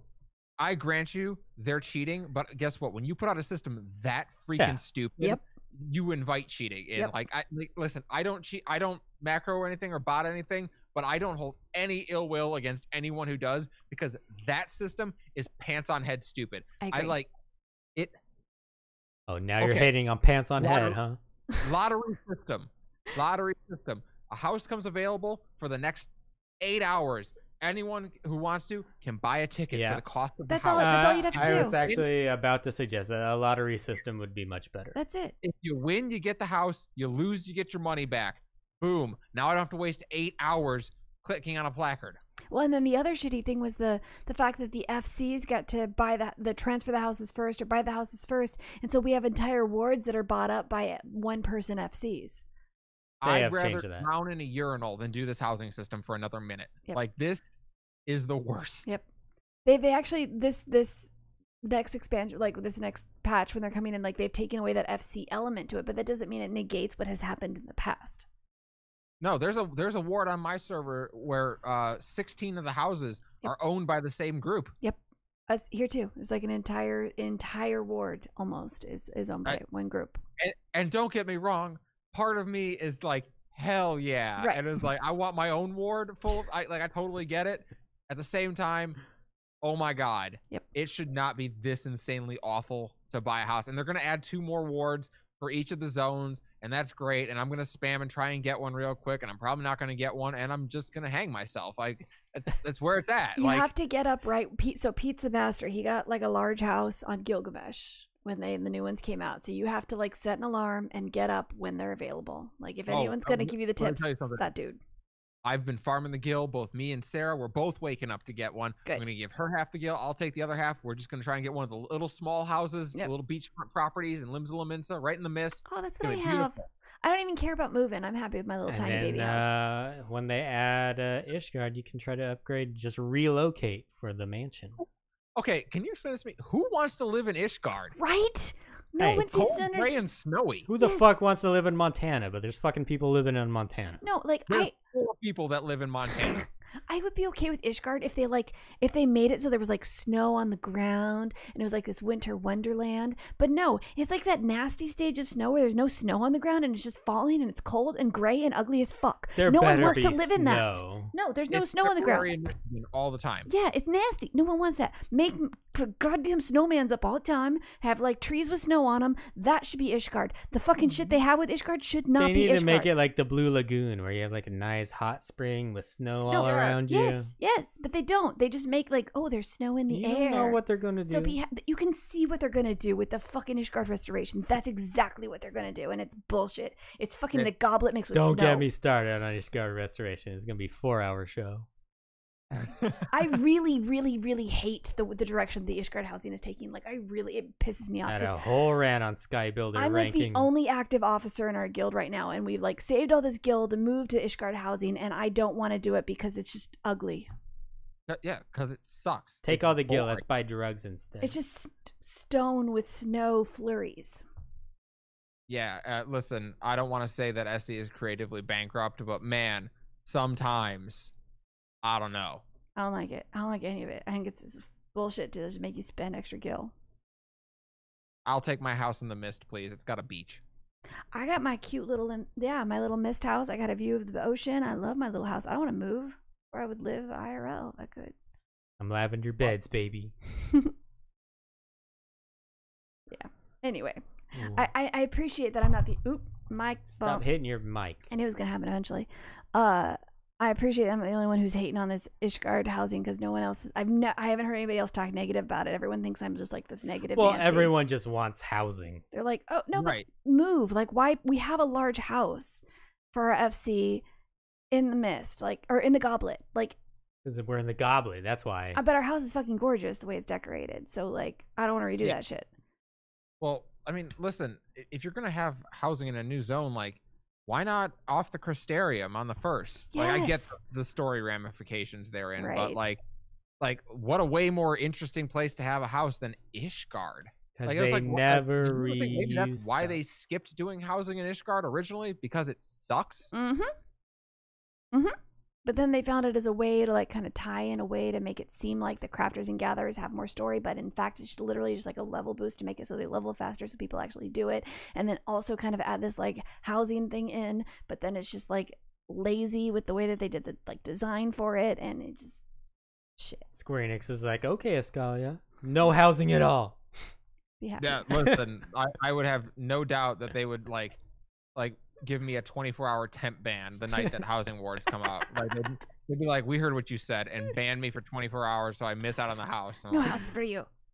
Listen, it's I all up to you, Sarah. Would get really petty with how they handle me. Like, I don't feel like they would ever just drop the ban hammer on me. That's bad publicity sometimes. But I like to think that they're going to get real petty at some point. I'll never forget Yoshida giving me the stink eye at E3. That was great.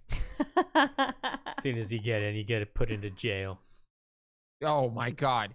Oh, I get a house in Morty jail? That'd be great. So, looking to buy a house today, eh? How'd you get all that gil? I posted a tweet the other day about how I was like struggling to get a house in the mist, and a freaking like credit union tweeted me back saying that they'd get me a low rate mortgage. Like, all right, thanks guys, appreciate that. You really don't get what's happening here, but thanks. Yeah. Well, Avi, I think all of our rants are going to have to carry over to next week. I think we've hit our 3-hour mark. Quite long for us. Callie, best of them next week. I'll tell you that much. Thank you so much for joining us. Every week we like to do a community roundup, partner. So once again, I want to open it up to you to promote everything you have going on this weekend. What can you tell us?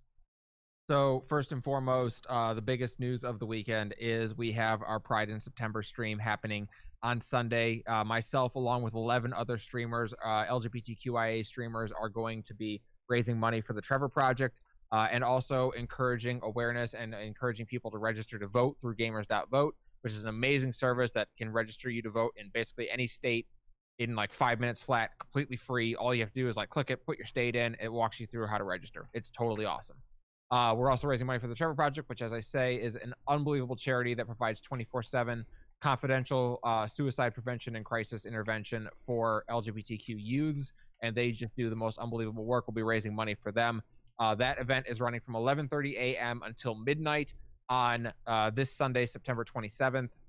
You can check that out at twitch.tv/checkpointxp, and you can also follow me on Twitch at twitch.tv/Eskalia. I'll be streaming the entire time from noon until midnight, playing Mass Effect 2. We're pretty geeked about that. You got your guys' donations will be deciding what happens in this particular playthrough of Mass Effect 2, and we are, of course, playing as FemShep. Outside of that, you can follow me on Twitter at Eskalia, and follow us at CheckpointXP at CheckpointXP. We are a gaming and esports lifestyle brand. Anything, if you're out there and you're someone like me, someone who grew up with a passion for gaming, but now, damn it, you're an adult and there's things in your life that don't allow you to just game all the time, but you still love the lifestyle and you still are passionate about games, we are the brand for you. That is who we are, and that is what we do, is talk about living as an adult and as a gamer still, and still having those passions. So check it out. You can check it out at the website at checkpointxp.com, and of course follow us on Twitter at checkpoint. Well, thank you so much, Kelly. We really appreciate it. It's been an honor being able to have you on the show. Avi, well, anything thank you to so add? much. It's been awesome, and I hope I can come back sometime. Oh, we'd love to have you. I've had a lot of fun. This is actually probably one of my more favorite interviews, and it's because I knew about you, but I never actually really got to talk to you. So thank you. Talk more often. We're not gonna let it fall off. I love that. I love that so much. And I love that you got to gang up with me on Pete about certain things. That's always fun for me. That's how good you guys did it. I didn't even notice. Thank you again. This has been super fun. And I'm glad that the more I talk, it feels like the stronger my voice is actually kind of getting. Nice. So that's good. Well, that's going to be it for this episode. As always, we have enjoyed hanging out with you all here live on Twitch. So thank you for spending your most valuable time with us. Be sure to hit that follow button so you know the next time we will be going live. A big thank you to everyone listening to the podcast through iTunes, Stitcher, Podbean, or whatever app you choose to listen through. You really are the reason we keep making episodes, and remember, wherever you do listen, it would mean a shit ton to us if you gave our little shit podcast a rating or review, or, just told a friend to check us out. Here with Avi Ale and Callie, I'm Vegan Pete, and we will talk to you next week. Goodbye. Bye. Bye-bye.